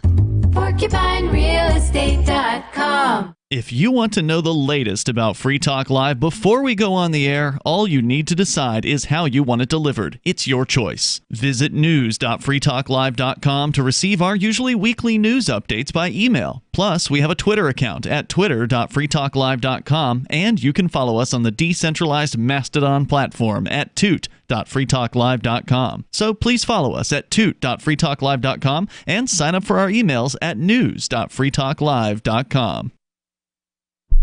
Free Talk Live is everything that you've spoken of about the government tonight has been in a negative connotation. What is there to like about the federal government? Tell me what's great about the United States federal government. Protection. They protect us. They've got a military that's 9 times the next closest military. That's not protection. I'm forced to pay for it. The terrorists will tell you the reason why they're engaging in terrorist activities, if they are inside the United States, is because of what the U.S. government's military is doing. They're putting us in greater danger through their actions, sir. When is the last time that you've watched someone else stab someone blatantly or blown themselves up? That has nothing to do with the federal government. An armed populace is what keeps a particular area safe, not soldiers. Yeah, right. Soldiers are all over the place in Venezuela. Yeah. Free Talk Live, 7 nights a week from 7 to 10 Eastern, live on the Liberty Radio Network at LRN.FM. There are lots of ways to listen to Free Talk Live. Our podcast has been around since podcasts began, and now the FTL feed is loaded with content besides our full show archives. Did you know that we make it easy for you to customize your podcast subscriptions? We have different feeds, one that includes only our full shows, one with just the Daily Digest, and our main feed that includes everything. You decide what you listen to. It's quick and easy to customize your feeds at feeds.freetalklive.com. That's feeds.freetalklive.com. So you've signed the Shire Society Declaration and are planning your move to New Hampshire to be around more liberty-oriented people. Next, sign up for the Shire Society Forum at forum.shiresociety.com. There are a bunch of people there who are already in the Shire, and they want to meet you. If you're already in the Shire physically, you should also come by the forums. Remember, not everyone uses Facebook. New people are signing up for the Shire Society Forum every month, so drop in and say hello at forum.shiresociety.com. You can help spread the ideas of liberty with our Patreon for just $5 per month at amps.freetalklive.com.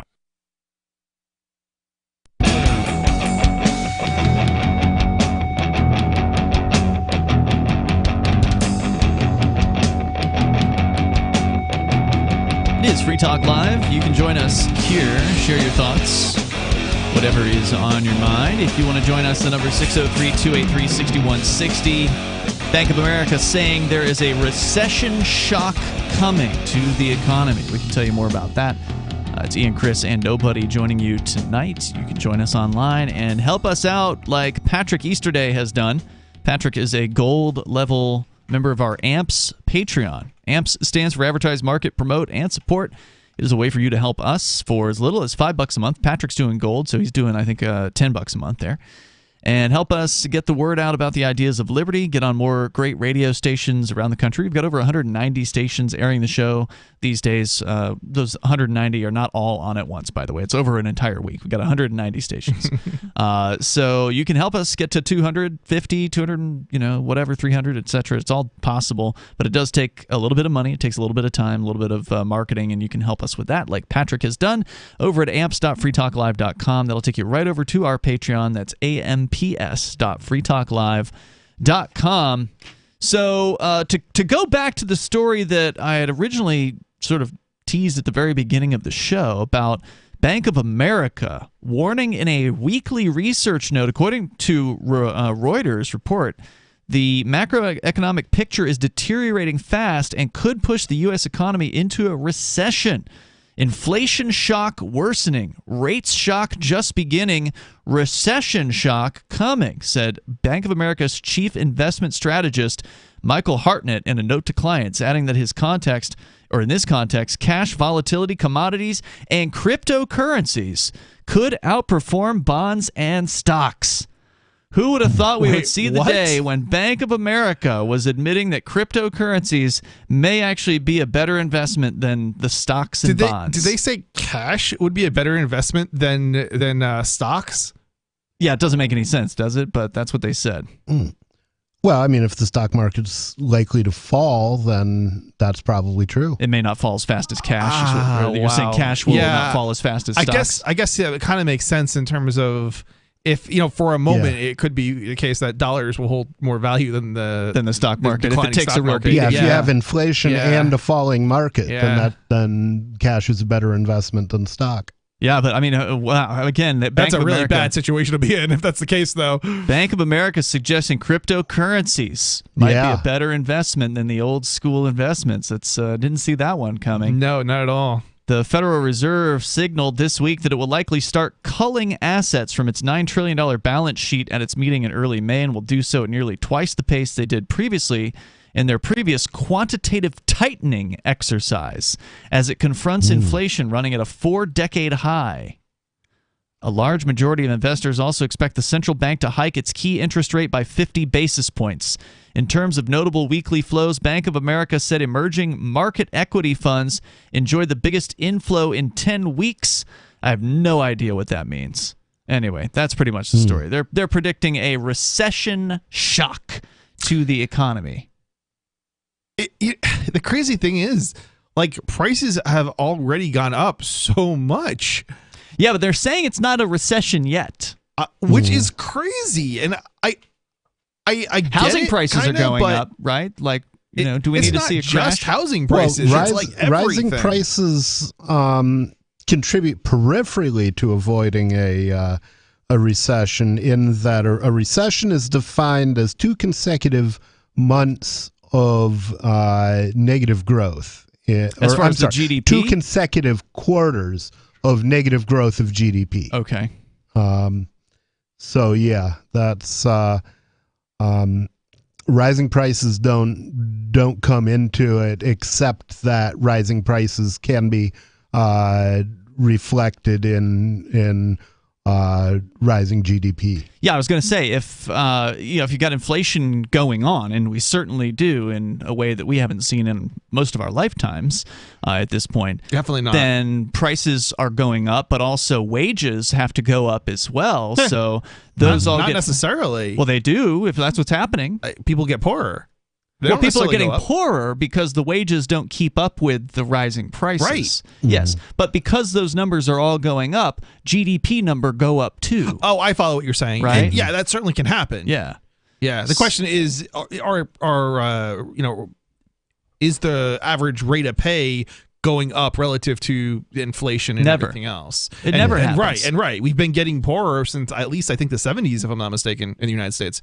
Yeah, that's true. And now poorer even faster. Yes. So even though people have gone from $10 an hour to $15 an hour, it still doesn't buy them what it used to. Yeah. It doesn't. It's funny. A couple of years ago, I couldn't even envision paying somebody $15 an hour. And now I'm you have to, right? Now I'm thinking we're getting very close to, it's actually, no. Dunkin' Donuts is paying $15 an hour. Well, hold on. We actually have to, this is an interesting conversation to have.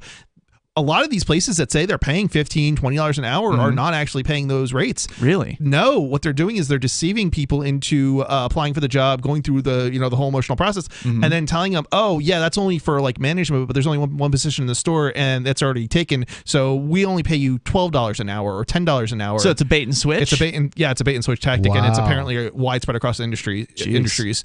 Yeah. So I actually I actually kind of realized this and discovered this because I have a business myself, and I'm like, how am I going to pay somebody $15 an hour without raising the prices? And the customers aren't going to pay those prices.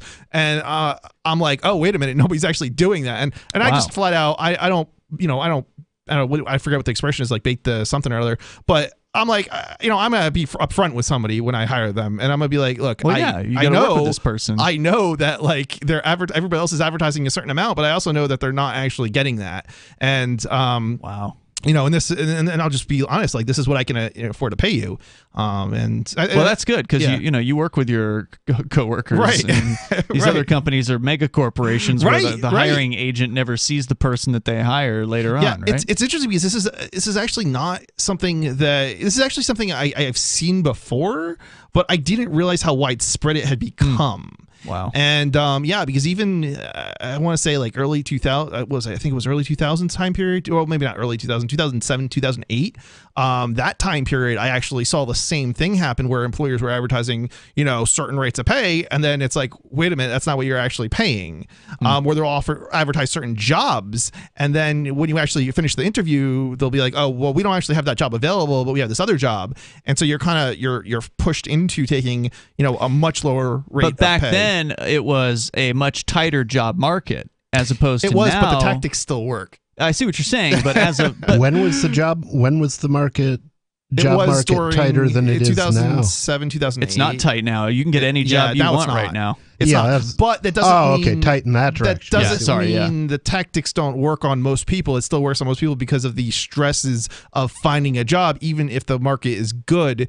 Because most people don't like going through the whole interview process and applying and sending out 1,000 resumes. But back then, you were as a human resources director, you would have a stack of 1,000 resumes on your desk to go through, and you could pick the best of the best. Now, you're lucky if you have 10, right? Like now there's so many jobs available. And this is why last Saturday. So one of the problems right now is that the restaurants and other businesses can't afford to actually pay people what their competitors are paying them because they're not actually paying them that amount. So they're all forced to advertise and manipulate in order to attract people to actually. Because if you're advertising $10 an hour, right? Nobody's going to apply. Nobody's going to apply because everybody else is advertising 10 or 15. Even if everybody else is paying $10 too. You have to advertise, the higher rate in order to get them to apply. What were you saying about last Saturday? Last Saturday, the Keene Cumberland Farms closed at 8 p.m. because they didn't have anybody to work.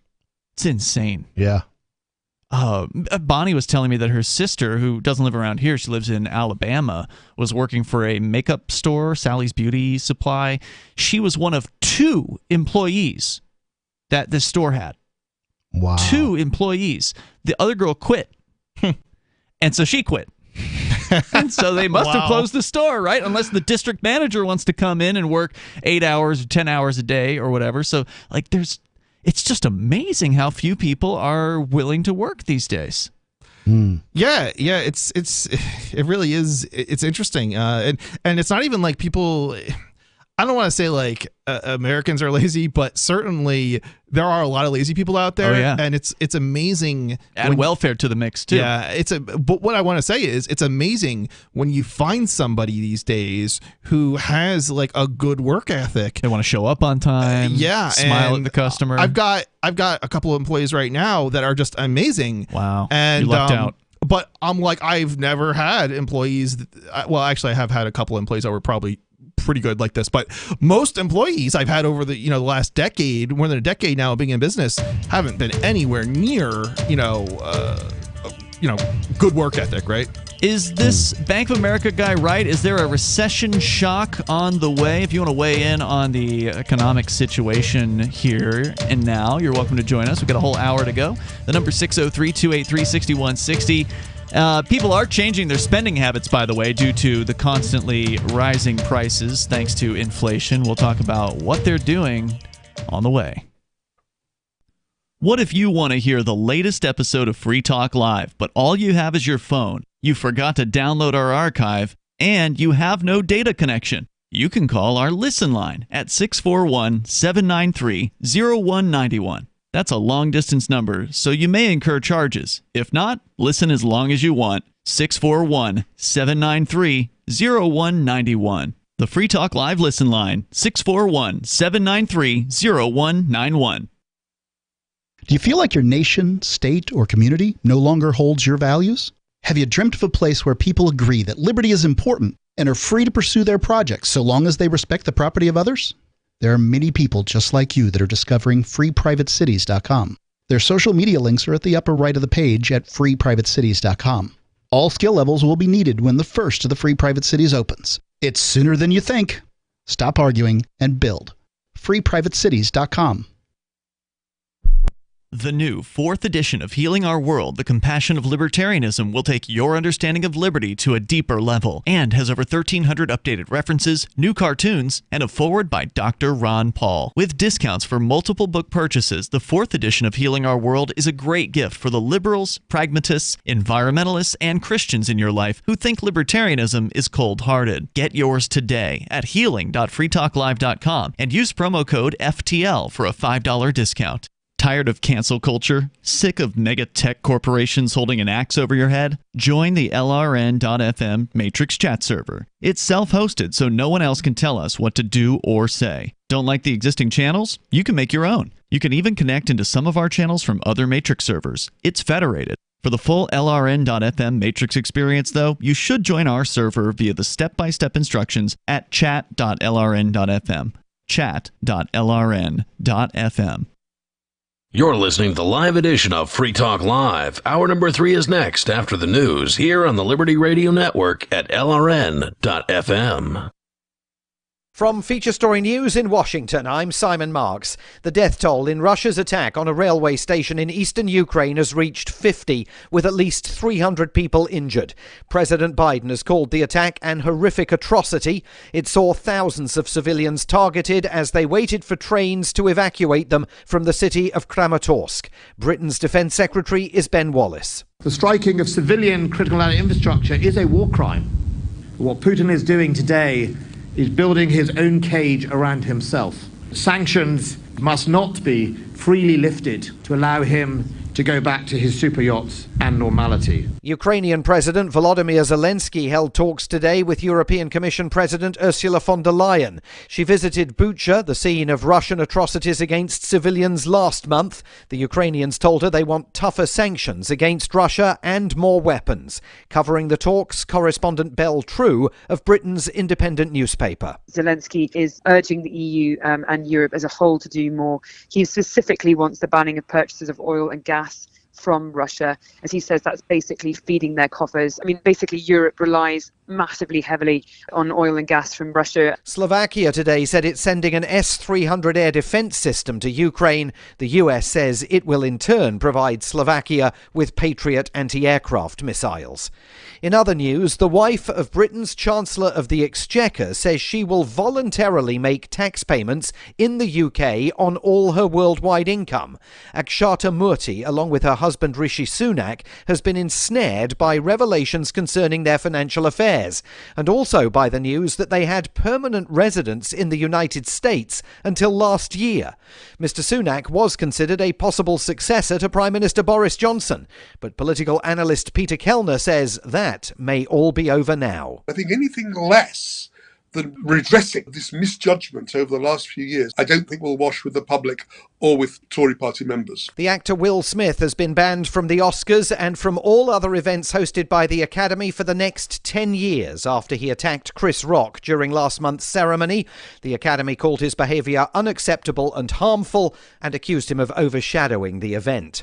At the White House, President Biden celebrated the confirmation of Judge Ketanji Brown Jackson to become the first black woman ever to become a US Supreme Court justice. The judge spoke at the White House today and quoted the late African-American poet Maya Angelou. I am the dream and the hope of the slave.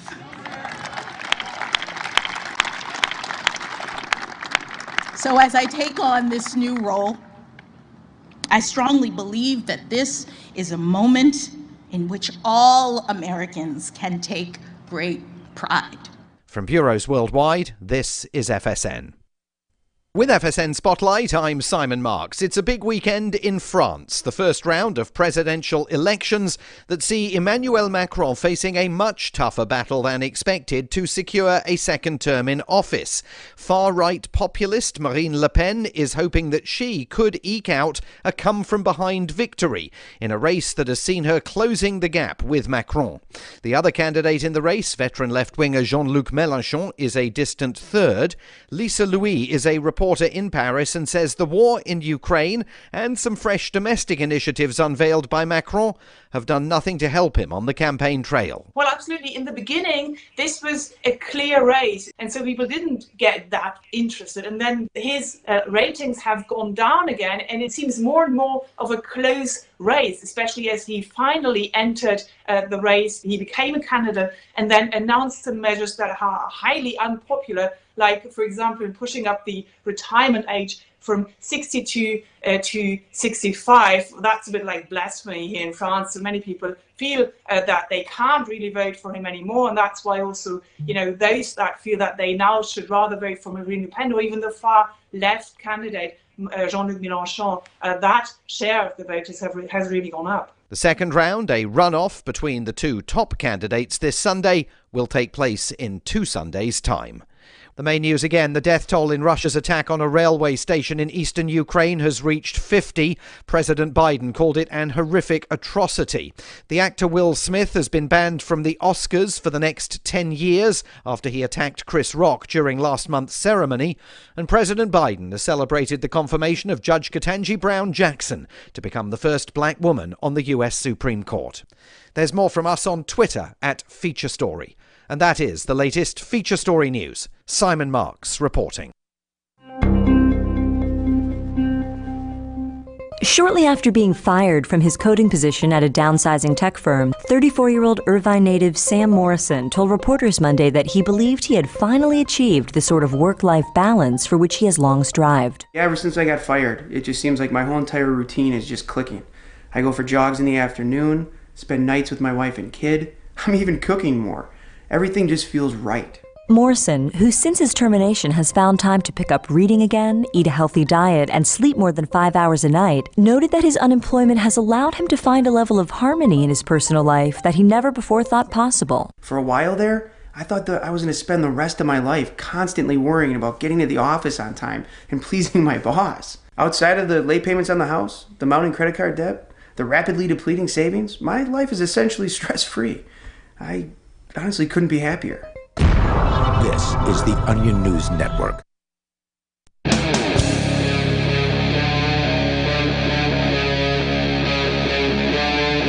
Free Talk Live.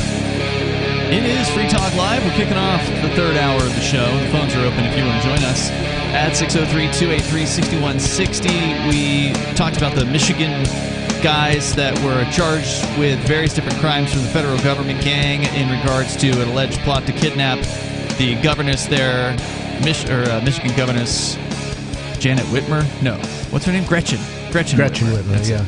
I don't think governess is the word you're looking for. That would be like a nanny. Well, maybe it is. Now that I think of it, given her style.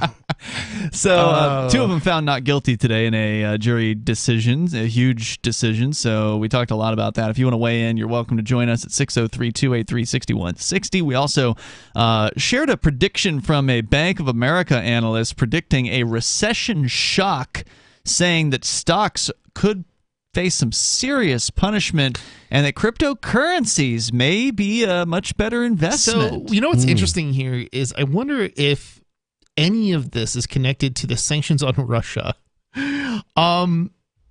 Because they're going to blame that. I mean, the U.S. government's been blaming the Russian government. Obviously, it's not the Russians' fault. The U.S. decided to do the sanctions, and so as well as many other countries. Mm-hmm. But the U.S. has to now prop up, presumably, Europe, and I don't know what the U.S. is doing, but Europe needs gas, so our prices are going to go up. World prices are going to go up. And they're going to blame Putin, even though, of course, the gas prices were already going up prior to Putin's invasion of Ukraine. Yeah, what I want to know is if cutting off the Russian pipeline was the best way to crush the Russian economy, why did Biden cut off our pipeline?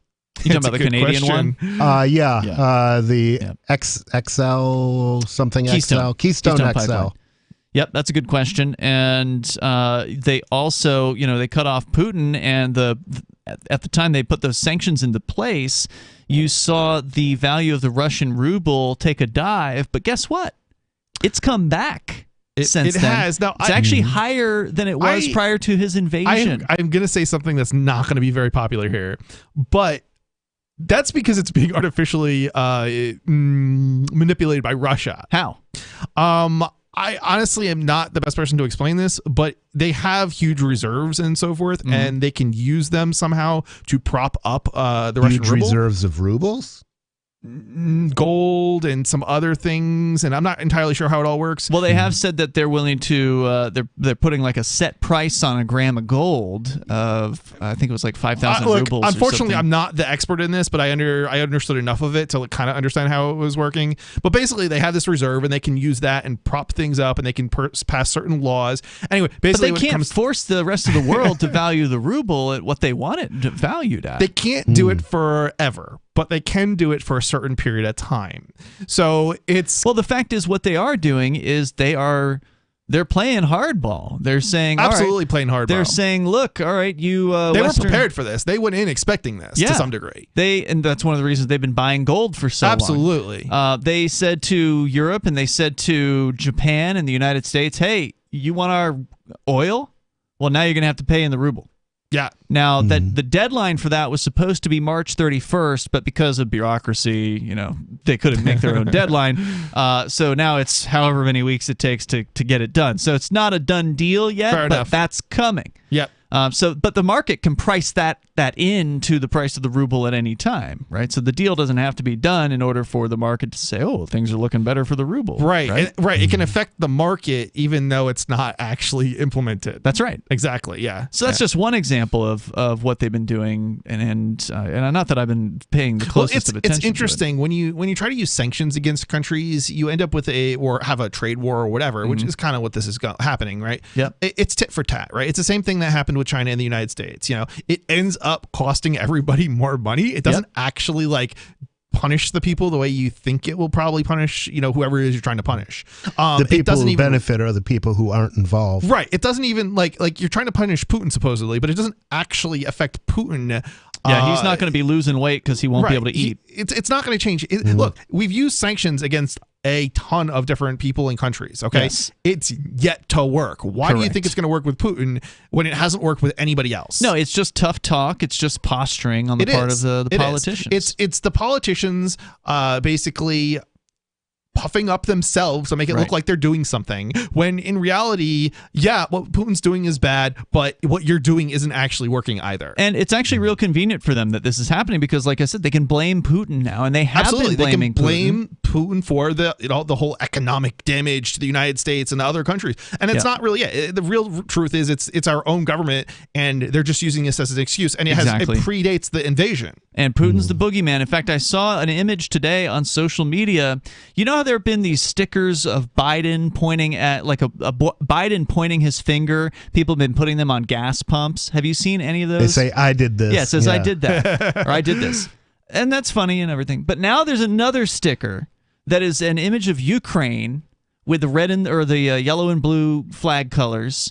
And it says, it's worth it that people are putting on gas pumps. Now, is that an intentional reference to Madeleine Albright, or did the people who made that completely miss the irony? That was my comment when I saw the article that said Madeleine Albright had died. My comment on it was definitely worth it. For listeners that don't know, you're referring to her comment about 500,000 dead Iraqi children, if I recall correctly, being quote unquote worth it regarding the invasion. I can't believe she said that. She did. Yeah. I forgot about that. Yeah, it was.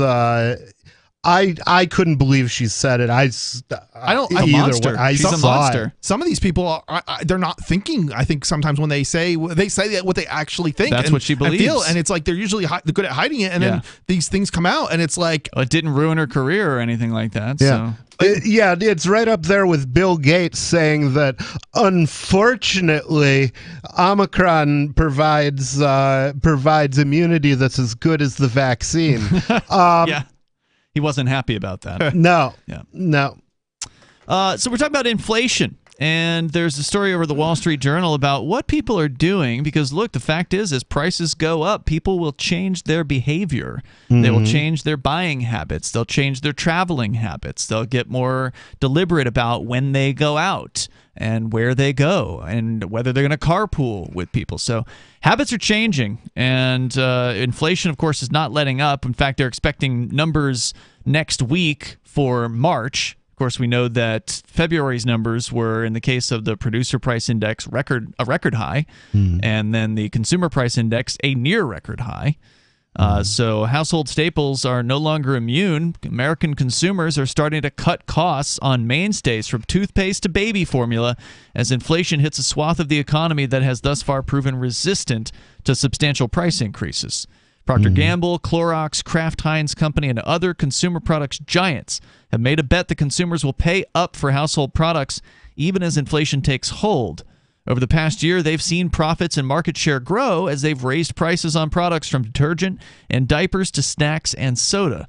But now consumers hit by soaring costs from everything from gasoline to childcare are drawing a line, say analysts and retailers. Shoppers are now buying staples in smaller quantities and switching to cheaper store-name brands and more rigorously hunting for deals.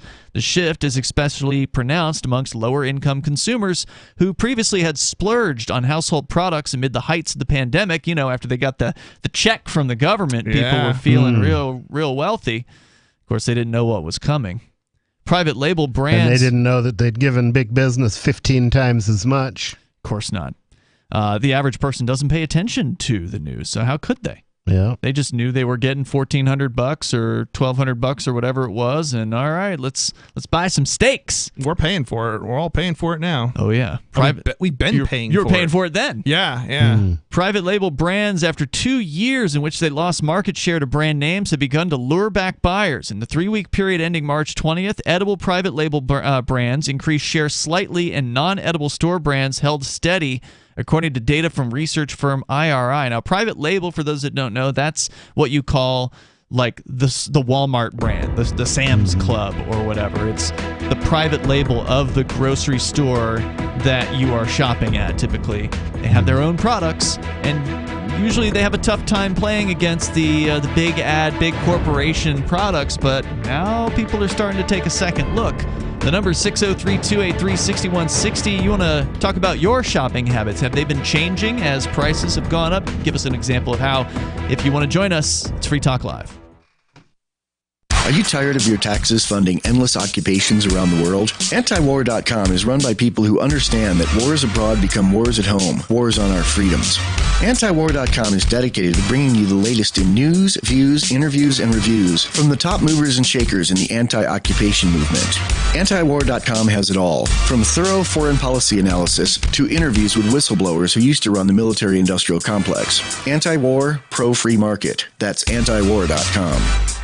When a lunar observatory detects a radio broadcast originating from Proxima Centauri, the nations of Earth discover their first contact with an alien race may also be their last. With the Proximans facing an extinction-level disaster, Earth must choose between sending a ship on a multi-year journey or allowing nature to take its course. Saving Proxima, a hard science fiction thriller by Travis S. Taylor and Les Johnson from BaneBooks.com. I'm crazy about My Magic Mud. This is the most important oral care product created this millennium, and I'm not kidding. We all have different opinions on politics and issues, but we all have mouths. And I want yours to be as clean as possible, with teeth as bright as they were meant to be. I will never be without My Magic Mud. It's a little surprising, but man, does it work. If you only listen to one thing I say ever, go to mymagicmud.com and get 20% off with code FTL. mymagicmud.com, code FTL. Are you tired of governments murdering people around the world? Stop using their money. There is an alternative. Bitcoin is a stateless, free market, non-political currency. Bitcoin cannot be inflated or controlled by any government. By using their money, you're helping the state. Stop doing it. You have an incredible alternative available now. Learn it, use it, spread it. Get started with Bitcoin at Bitcoin.com. That's Bitcoin.com. Hi, I'm Derek J. I don't want a politician to represent me. To me, government is the idea that one group of people can coerce everyone to comply with an edict or face increasing punishments up to and including death. Despite perhaps the most noble of intentions, the best government services are a far cry from what could be provided for by voluntary interactions. Besides, the people who call themselves the government wage wars and put peaceful people in jail for crimes involving no victims. If Starbucks used some of its money to drop bombs, I wouldn't shop there. So why would I support the American empire? The empire does not require my consent. Derek J's Victimless Crime Spree. Watch it for free and order the Director's Cut DVD at victimlesscrimespree.com. That's victimlesscrimespree.com. If you want to know the latest about Free Talk Live before we go on the air, all you need to decide is how you want it delivered. It's your choice. Visit news.freetalklive.com to receive our usually weekly news updates by email. Plus, we have a Twitter account at twitter.freetalklive.com, and you can follow us on the decentralized Mastodon platform at toot.freetalklive.com. So please follow us at toot.freetalklive.com and sign up for our emails at news.freetalklive.com. There are basically two types of advertising, direct response and branding. Radio's great for direct response with its low cost to listener ratio, but audio can't be beat for branding, which is a longer term endeavor. You want to be the first thing that someone thinks of when they think about your product or service. If you have a local business that you want kept top of mind in your community, call the station. If you need national reach, Free Talk Live's got around 200 radio stations, millions of monthly listening sessions, can suit all budgets, and if we don't think we're right for you, we'll tell you. Email me, mark@freetalklive.com. Yep, we still do email. Drop your email address in the entry box at freetalklive.com, and you'll be kept in the loop with Free Talk Live.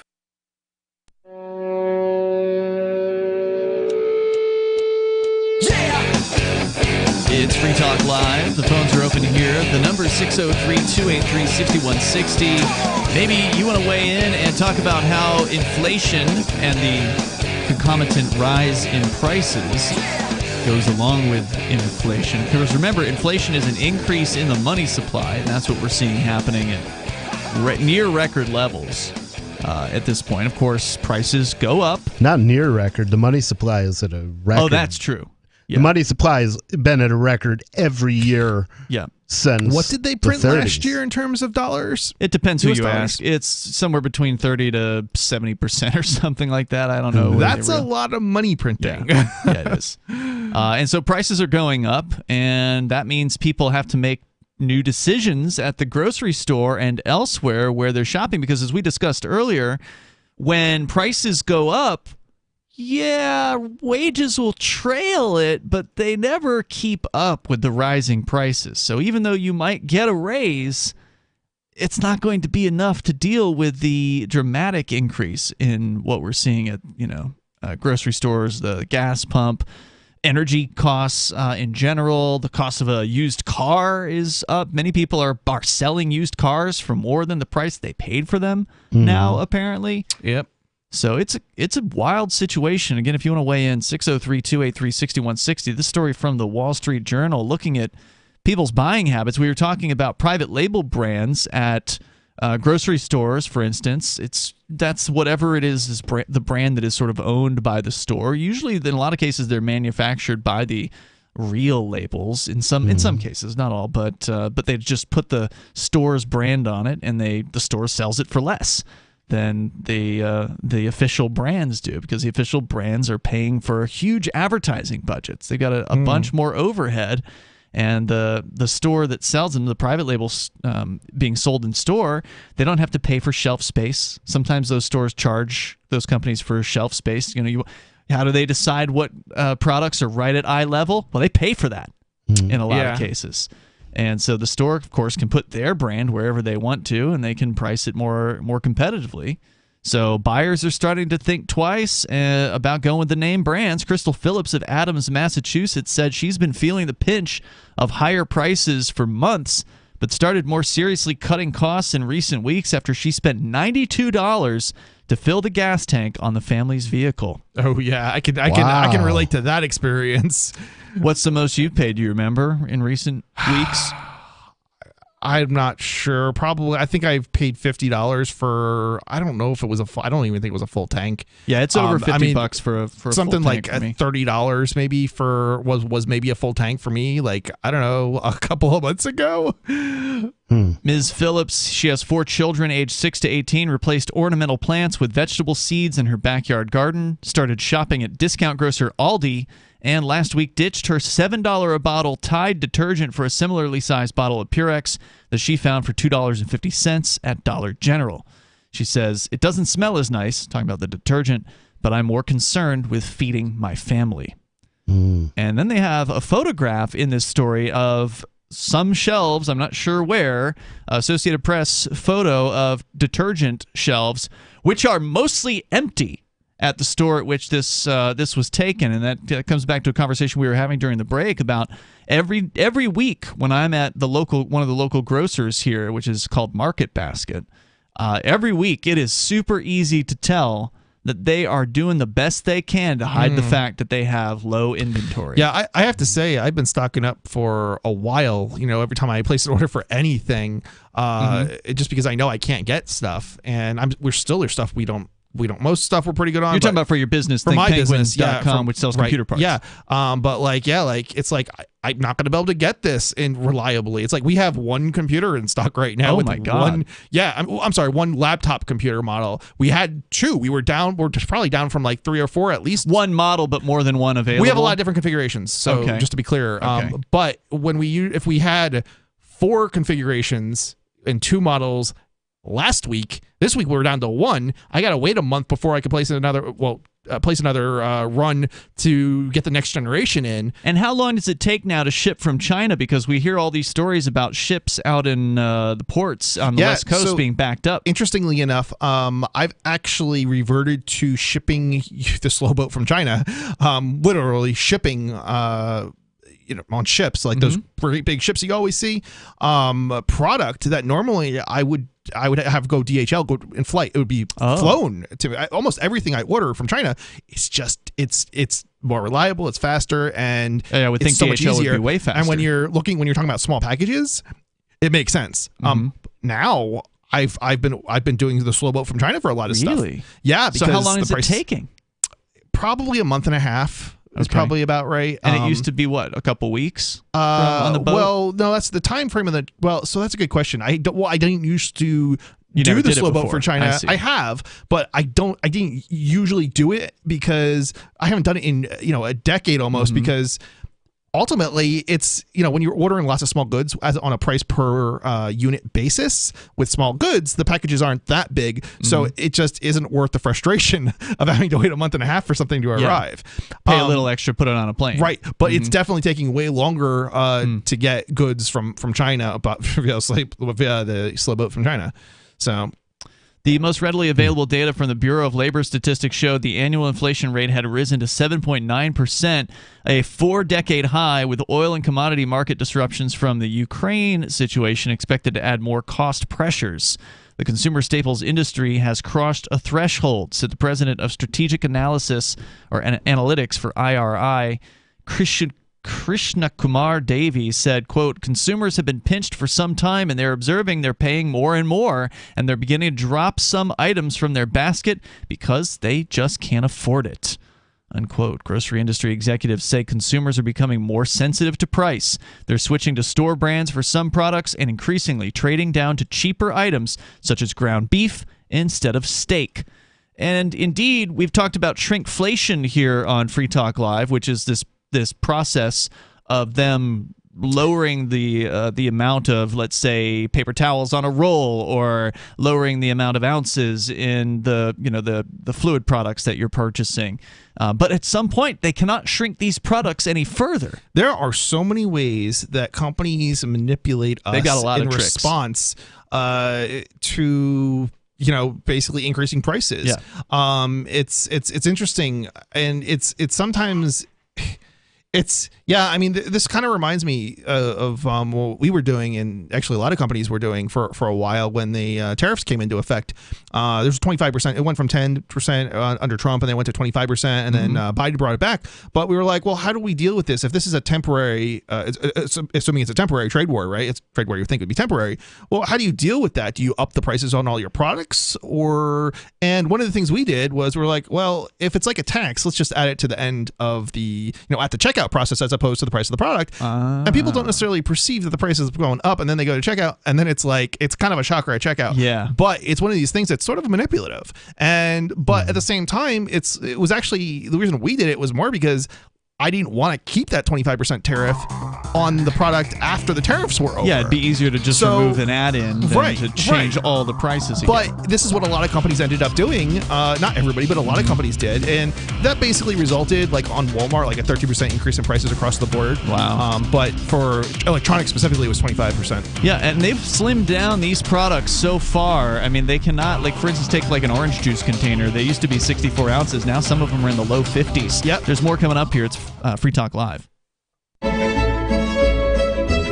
Carl Watner, longtime proponent of a voluntary society, died last December. You may have seen his articles published on his website, voluntarist.com, in his newsletter, The Voluntarist, the Mises Institute, or elsewhere over the last 40 years. His newest book, I Must Speak Out, Volume 2, The Best of the Voluntarist, is now available via Liberty Under Attack Publications. This 430-page second volume spans the years of 2000 through 2020 and includes articles by Carl Watner, Hans Hermann Hoppe, Carl Hess, Benjamin Tucker, George H. Smith, Lysander Spooner, Pete Eyre, Joyce Brand, and many others. I Must Speak Out is for the newly initiated, the veteran voluntarist, or anywhere in between. Buy the book now at libertyunderattack.com/voluntarist. For more great content on building a voluntary society and for Carl's extensive archives, check out voluntarist.com. From Feature Story News in Washington, I'm Simon Marks. The death toll in Russia's attack on a railway station in eastern Ukraine has reached 50, with at least 300 people injured. President Biden has called the attack an horrific atrocity. It saw thousands of civilians targeted as they waited for trains to evacuate them from the city of Kramatorsk. Britain's Defence Secretary is Ben Wallace. The striking of civilian critical infrastructure is a war crime. What Putin is doing today is building his own cage around himself. Sanctions must not be freely lifted to allow him to go back to his super yachts and normality. Ukrainian President Volodymyr Zelensky held talks today with European Commission President Ursula von der Leyen. She visited Bucha, the scene of Russian atrocities against civilians last month. The Ukrainians told her they want tougher sanctions against Russia and more weapons. Covering the talks, correspondent Belle True of Britain's independent newspaper. Zelensky is urging the EU and Europe as a whole to do more. He specifically wants the banning of purchases of oil and gas from Russia, as he says that's basically feeding their coffers. I mean, basically Europe relies massively heavily on oil and gas from Russia. Slovakia today said it's sending an S-300 air defense system to Ukraine. The US says it will in turn provide Slovakia with Patriot anti-aircraft missiles. In other news, the wife of Britain's Chancellor of the Exchequer says she will voluntarily make tax payments in the UK on all her worldwide income. Akshata Murthy, along with her husband Rishi Sunak, has been ensnared by revelations concerning their financial affairs, and also by the news that they had permanent residence in the United States until last year. Mr. Sunak was considered a possible successor to Prime Minister Boris Johnson, but political analyst Peter Kellner says that may all be over now. I think anything less than redressing this misjudgment over the last few years, I don't think will wash with the public or with Tory party members. The actor Will Smith has been banned from the Oscars and from all other events hosted by the Academy for the next 10 years after he attacked Chris Rock during last month's ceremony. The Academy called his behaviour unacceptable and harmful and accused him of overshadowing the event. At the White House, President Biden celebrated the confirmation of Judge Ketanji Brown Jackson to become the first black woman ever to become a U.S. Supreme Court justice. The judge spoke at the White House today and quoted the late African-American poet Maya Angelou. I am the dream and the hope of the slave.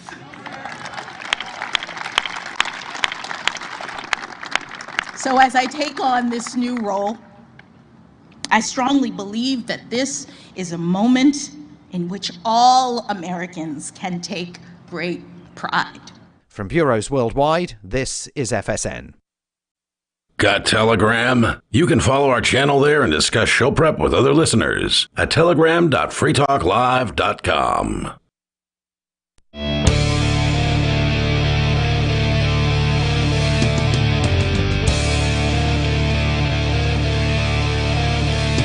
It is Free Talk Live. You can bring up whatever you want here, and the number is 603-283-6160. That's 603-283-6160. Here in the studio tonight, it's Ian. And Chris. And nobody.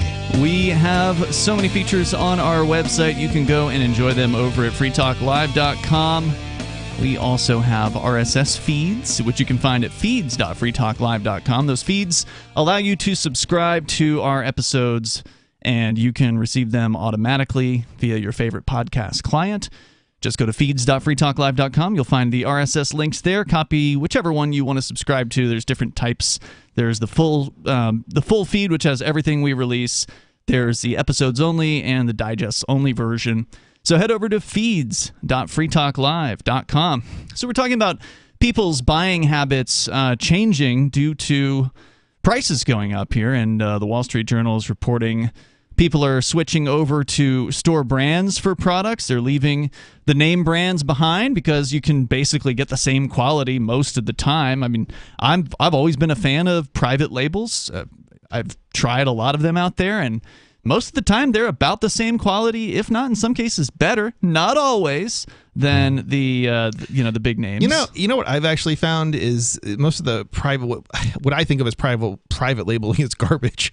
But what I found is a lot of the smaller players in the market have good products because there's more. What's the word? It's not just like some knockoff kind of being done in China. There's more of a. Well, I'm talking about food. Most of that's not being made in China. That's true. But no, like I'm just thinking about like local farmers kind of food tends to. My experience has been You're usually going to pay more though for a local farmer. That's true. I guess if you're trying to save money, that's not necessarily going to save you money, but that's who private labels are marketing towards. The people that are looking to save a few bucks. Certainly, store brand. Certainly, store brand is. That's the case. I mean, that's what I generally consider to be private label. Of course, the classic example from Repo Man back in the 1980s, where you just have the most nondescript labels whatsoever, where it just would say beer, or cornflakes, or whatever. So they usually don't have creative names. They actually do that intentionally because they're trying to attract people who are, I want to say cheap, but people who are looking for a bargain. I guess is the best way to phrase it. So grocery industry executives say consumers are becoming more sensitive to price and switching to store brands. Quote, I was hoping that by now things might have eased up a little bit, but it hasn't slowed down, says the buyer at Morton Williams Supermarkets. He said he was notified of price hikes from bread and beer companies and expects further increases in the coming months. And that's, again, because they just cannot cut things down even further. We've seen, this is before COVID, I noticed that some beers, I don't drink anymore, but I had noticed some beers Do you drink any less? I had noticed that some beers had gone down from 12 ounces to like 11 ounces or 11.3 ounces. Wow. Yeah. And that happened a few years ago. And so, same thing. I was looking at some of the bread at Market Basket, and I said to Bonnie, I'm like, that doesn't even look like you could fit. The bread looks so small now. It doesn't even look like you could fit like a piece of bologna or whatever on the bread, like that it would hang off the sides in some of these they've made loaves. the bologna smaller too, so I bet it they works have. out. Yep, I bet they're doing that too. He's expecting more price increases in the coming months. Part of the shift is because private label options are more available now than during the height of the pandemic, when high demand and supply chain problems led manufacturers to shift products away from store brands in favor of pricier name brands, but consumer demand for cheaper items is a factor. Another telling sign, sales volumes have begun to fall in a number of categories, meaning people are buying mainstays in smaller quantities. Before and during the height of the pandemic, sales volumes of staples increased even as prices rose. On February 22nd, volume sales of cereal were down 7.2% on a 2-year compound basis, and cleaning product volume sales fell 5.1%. So people are cleaning less. Kind of disturbing. Yeah. In that same period, according to a Bernstein analysis of Nielsen figures, prices for those products rose 9.5% and 7.2% respectively for those categories. If they're switching to store brand cleaners, though, they may be cleaning just as much, but using cheaper products to do it. So then the dollar volume of the sales would still shrink. But didn't they? Oh, was it a dollar volume that was down? It says cleaning product volume sales, so presumably they're probably only looking at numbers of sales, like ounces kind of deal. Yeah, hard to say. If it is ounces, if they're looking sold, at ounces, then it wouldn't make it. Then it's probably actually less cleaning going on, and well, I mean, or less purchasing at least. People might be delaying. Some of that might be the result of delaying purchases as opposed to actually buying less. Yeah, and then you can also scrub harder instead of using a product. It says that cost-cutting on staples is most pronounced among lower-income Americans. In part, that's because income groups that typically buy lower-priced household goods switched to pricier brands amid the pandemic as homebound consumers spent less on travel, dining out, and other perks. Now, budget-conscious consumers are returning to discount brands. Procter & Gamble, for instance, has reported gains in both pricing and volume sales since the start of 2019, meaning consumers bought greater quantities of items at higher prices. The Cincinnati-based maker of Tide and Pampers and a ton of other things cut discounts and shifted to higher-end products in an effort to boost revenue. Consumers are willing to pay more, a trend that accelerated during the pandemic when high demand led to product shortages of mainstays from paper towels to soap. But executives say they are prepared for a downturn in consumer spending, but have told Wall Street they believe consumers will continue to covet items like Tide laundry detergent pods, Gillette razors, and Pampers diapers, which are often the priciest option on store shelves. I don't know why they would make a prediction like that. Maybe they just want to keep their stock afloat at this point. Yeah. What I want to find is discount gas. How do I get the discount gas, guys? Usually, that's the thing that's gone up like the most. Gas is more of a commodity. It's hard to do. Yeah. I mean, there isn't a Sam's Club in the area, which is one of the few. I hear Sam's Club does have like the lowest price on gas. Although I think there are different qualities of gas, so that might not necessarily be the best move either. I know in Ann Arbor, Michigan, they've got the cheapest gas. My parents buy their gas there. Is that where they refine it? No, it's just where my parents live, and they have a Sam's Club. Well, so it's the last time I was in contact. I think, if I'm not mistaken, some of the cheaper gas tends to come from the places that have the shortest distance from the refineries. I know that's probably true. Jersey, except for when they tax more in certain areas, so that might not always be true. But like in New Jersey, for a long time, we had some of the when I lived there. At certain points when I lived there, it had some of the cheapest gas in the country. I think Sam's Club uses it as a loss leader to get people through the door. Yeah, and I think they also have a deal with Visa because they only accept Visa. They don't take cash for their gas, and they don't take MasterCard. They don't take cash? That's crazy. The only thing that would make the thing that would make most sense with that is a some sort of a reward card where you have to pay with their own, and then you have to write a check out to pay off your credit. That's what I was going to suggest to you. If you really are seriously looking for lowest price gases, some of the manufacturers have their own debit card and or credit card or whatever, and they will give a 10-cent per gallon discount to their own I have card to say, holders. while I'm half serious, the reality of me going somewhere else for gas is basically zero. Right, because then you have to go out of your way in some cases to actually get the price that you're looking unfortunately, for. And 10 cents a gallon really doesn't make a difference when the price is more than doubled. Well, I mean, I always felt that like there was two things, right? Your time is valuable, and if you're making decent money, it probably isn't worth going out of your way. But second, it also takes gas to get to go somewhere else out of your way. So Yeah, it's I don't know probably how much... a wash in most cases. Right. It's hard to calculate unless you have something on your car that actually tells you what miles per gallon you're getting. It would be hard to calculate. It's difficult to tell whether it was even worth going where you went. Yeah, and even it's if not you factor out the time, right? And you can't take like the average because it's actually going to use more gas when you're driving around town than on like a highway. So you can't even like base it really on that. So Kraft, which makes huge amounts of things, including Oscar Mayer and Jell-O, is counting on price increases to help offset the effects of inflation. This year, they said. Well, that's such a weird statement. Like, price increases are a symptom of inflation. It doesn't... You're not going to save yourself from inflation. They're talking about, they're hoping that consumer price increases will offset the effect of the inflation that or the rising prices that they've already seen on the producer side. Correct. That's the only way they can do it. Yeah. The number is 603-283-6160. You can weigh in here in the remaining moments about buying habits changing under inflation. On Free Talk Live, we're bringing people to the ideas of liberty every day. From wrestling superstars like Glenn Jacobs. You guys really are having an impact, I believe. Like I said, a lot of where I am now is due to listening to Free Talk Live. You changed my mind on some very important issues years ago. To random people tuning in on the radio. I was kind of stuck in the left-right paradigm. I heard your show by chance on a Saturday night. From there, I went on, joined the Free State Project, and become an amplifier. So, I mean, that's really the reason why I amp is because I know that if it wasn't for you guys being on as many stations as you are, I never would have found the ideas of liberty.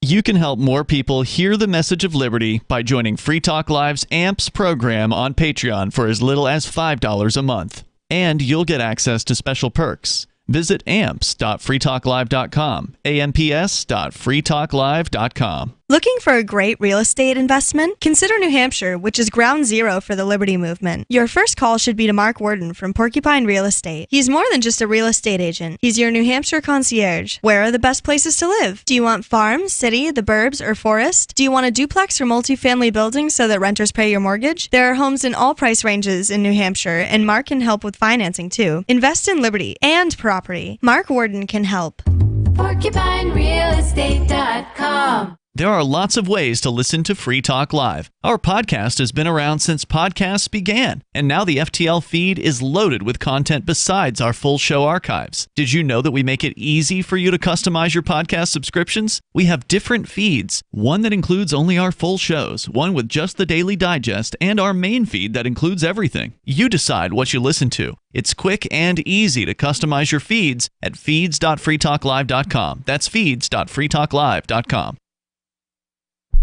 The Free State Project has reached its goal of 20,000 liberty lovers who've pledged to move to New Hampshire and get active to achieve liberty in our lifetime. Perhaps you're trying to figure out what part of New Hampshire should be your destination. If so, consider Keene. You'll find more than 150 reasons to move to Keene at move.freekeene.com. Keene is famous for its historic, publicity-generating activism, as well as being the liberty media capital of the world. It's home to freekeene.com, New Hampshire's destination for liberty activism, news, and opinion. For years, we've been compiling over 150 reasons to move to Keene at move.freekeene.com, where you'll learn about some of what's happening here and what makes Keene a great place to live. If you love liberty, you'll probably enjoy anywhere you end up in the Shire. But do your due diligence first. Please visit move.freekeene.com for the full list of over 150 reasons to move to Keene. That's move.freekeene.com. What if you want to hear the latest episode of Free Talk Live, but all you have is your phone, you forgot to download our archive, and you have no data connection? You can call our Listen line at 641-793-0191. That's a long-distance number, so you may incur charges. If not, listen as long as you want. 641-793-0191. The Free Talk Live Listen line, 641-793-0191. So you've signed the Shire Society Declaration and are planning your move to New Hampshire to be around more liberty-oriented people. Next, sign up for the Shire Society Forum at forum.shiresociety.com. There are a bunch of people there who are already in the Shire, and they want to meet you. If you're already in the Shire physically, you should also come by the forums. Remember, not everyone uses Facebook. New people are signing up for the Shire Society Forum every month, so drop in and say hello at forum.shiresociety.com. Our Matrix server is about as free as internet chat can be. Join the existing rooms or create your own at chat.freetalklive.com.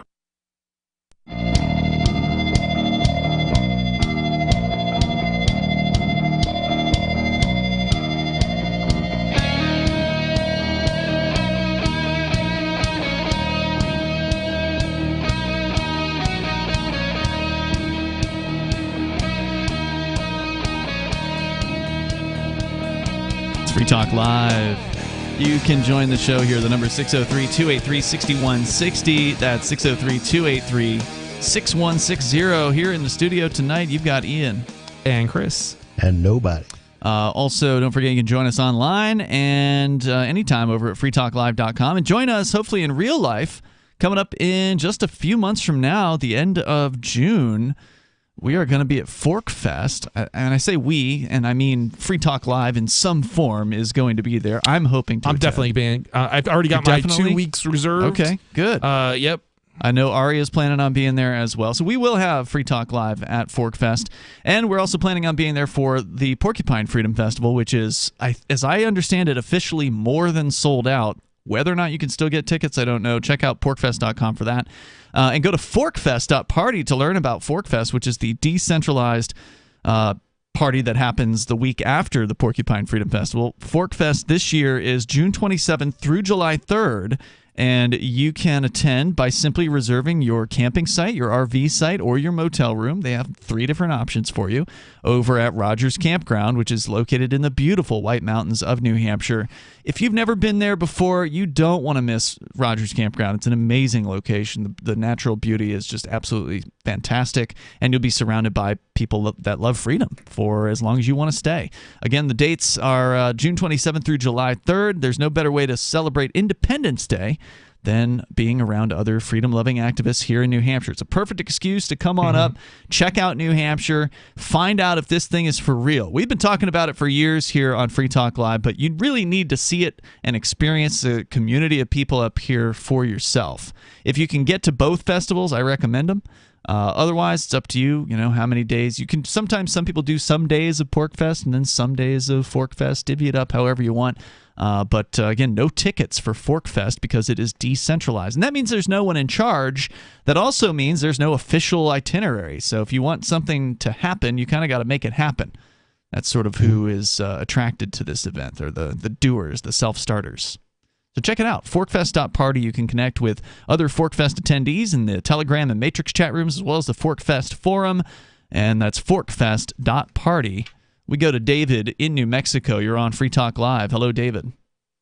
Yeah, I just wanted to point out a piece of what appears to be hypocrisy. I heard you discussing Madeleine Albright earlier in your program. Yeah. And how she had stated that killing 500, which is a fair number. 500,000.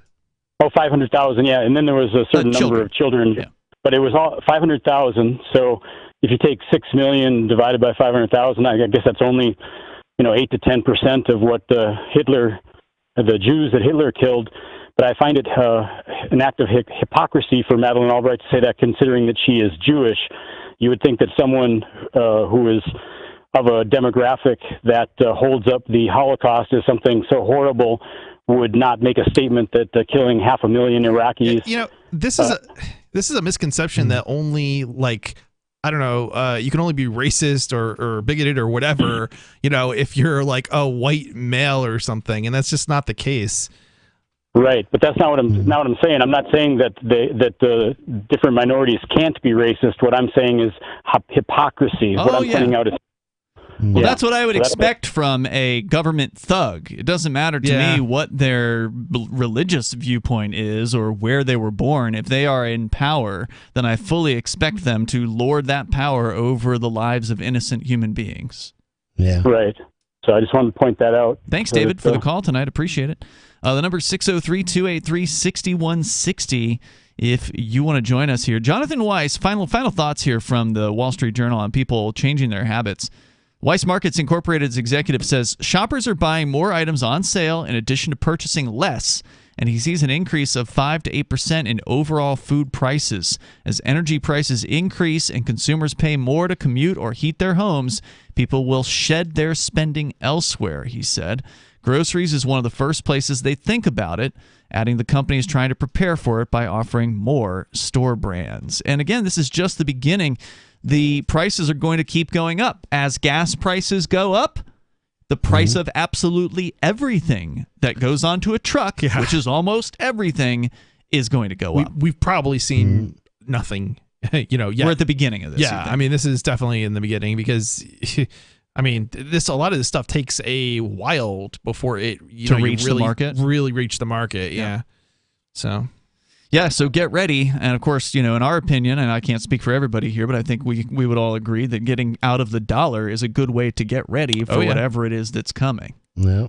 Whether you want to get into investing in your own, business or property, gold, silver, cryptocurrency, anytime you don't have something in the dollar, I think is probably a better bet. Of course, I'm not an investment advisor, and you have to make your own decisions about how to spend your money. But if I were you, if I got a stimulus check or something like that, it sure as hell wouldn't be sitting in the dollars. That's a bad plan. Plan to fail. It's interesting because your advice, humorously, a financial advisor, they're like, there's not a legal thing for that, apparently. Anybody can call themselves a financial advisor. Oh, is that right? I didn't know this. But I didn't know that either. Yeah, so, and people from different backgrounds can call themselves a financial advisor, and it's, the financial people who do have financial knowledge, they always advise you to invest in stuff that's going to make you money, because if you invest, and I put this in quotes, in dollars, other than people who trade currencies, you're going to lose money. Guaranteed. Yeah, guaranteed. So, that's what it's designed to do. Yeah, the smart thing to do is invest in something, whether it's cryptocurrency or it's something else. I tend not to be a fan of telling people to invest in cryptocurrency specifically, but that doesn't mean it's not a good idea. It just means that historically, Bitcoin specifically has been the number one, if I'm not, correct me if I'm wrong, the number one investment in the last decade. Yeah, probably all of human history, but yeah. Now, there's no guarantee it's going to continue. Well, and this is the thing. This is why you diversify your assets. So Bitcoin might be a risky asset.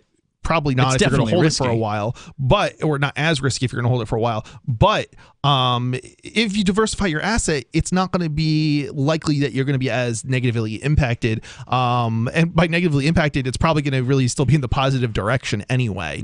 So, unless you're maybe older at retirement age, it's probably a good way to go to put something into crypto. Tend to agree. Now, of course, which cryptos is ultimately the big question, and that's the thing where it's like, that's hard. How that's do hard you to tell. choose? I mean, honestly, it seems like Bitcoin. I mean, it's such a weird thing. Well, I mean, such a weird thing, but right now, it still seems like Bitcoin's kind of the way. Bitcoin's the king. Right Bitcoin now, is the name. Has I the don't name know recognition. If that's going to stay, but I think for something else to take off, it needs to have some value and utility that Bitcoin doesn't have. And we have things like Bitcoin Cash, but most people aren't, unfortunately, spending cryptocurrencies. Nope, that's right. So they're not really using it. They're not being encouraged to. Well, cryptocurrency has a lot more, Bitcoin Cash does have a lot more utility than Bitcoin in that, the fees are much lower. Yeah. So it takes absolutely a lot less Bitcoin Cash to buy this. To buy the same thing. Correct. I think what we're talking about though is increasing in value is the key, and I don't necessarily know that right now without more people using cryptocurrency, as a currency, that value is there. But I think in time, if we look at something like maybe Monero, which I don't think the tools don't exist for merchants to take it easily, unfortunately, and that's the biggest thing holding Monero back. But Monero has a huge utility over Bitcoin and Bitcoin Cash, I think, in the privacy aspect. from a privacy aspect. And so, that might be, it might not be the perfect time to invest, but maybe it is in some sense if those tools are coming. Well, that's the problem is the cryptocurrency world doesn't value spending for the most part. Right now. Right now. Most people that are getting into it, they say, oh, well, I'm just here to make some money. They want to see the number go up. And then they want to sell it and get more dollars out of it. It's kind of the unfortunate situation right now, but that's just something you have to change in the culture. Looking from a little bit more positive perspective, it is increasing, right? Like the usage is increasing, the number of places you can spend it at is increasing, and we have it's kind of something we're going to be repeating for decades to come probably, but it's still in its infancy. Credit cards took 40 years to see pretty widespread acceptance, and then it still wasn't universal. It's still actually not even universal today. So what we need, though, to speed this process up, because the faster this can come about, the better off we're all going to be. Absolutely. Is to have crypto liberty-minded people move to New Hampshire. If you're in the United States, that's a great place to go because there's no better place for spending crypto than Keene, of course, is the capital. Portsmouth is probably the second best. But either way, the community here is just more than welcoming to accept alternatives like cryptocurrency. And then the more people that we have that are willing to spend it, the greater the crypto economy, the greater the value of it, the more businesses will take it. We'll see you tomorrow. Free Talk Live. Tired of cancel culture? Sick of mega tech corporations holding an axe over your head? Join the LRN.FM Matrix chat server. It's self-hosted, so no one else can tell us what to do or say. Don't like the existing channels? You can make your own. You can even connect into some of our channels from other Matrix servers. It's federated. For the full LRN.FM Matrix experience, though, you should join our server via the step-by-step instructions at chat.lrn.fm. Chat.lrn.fm.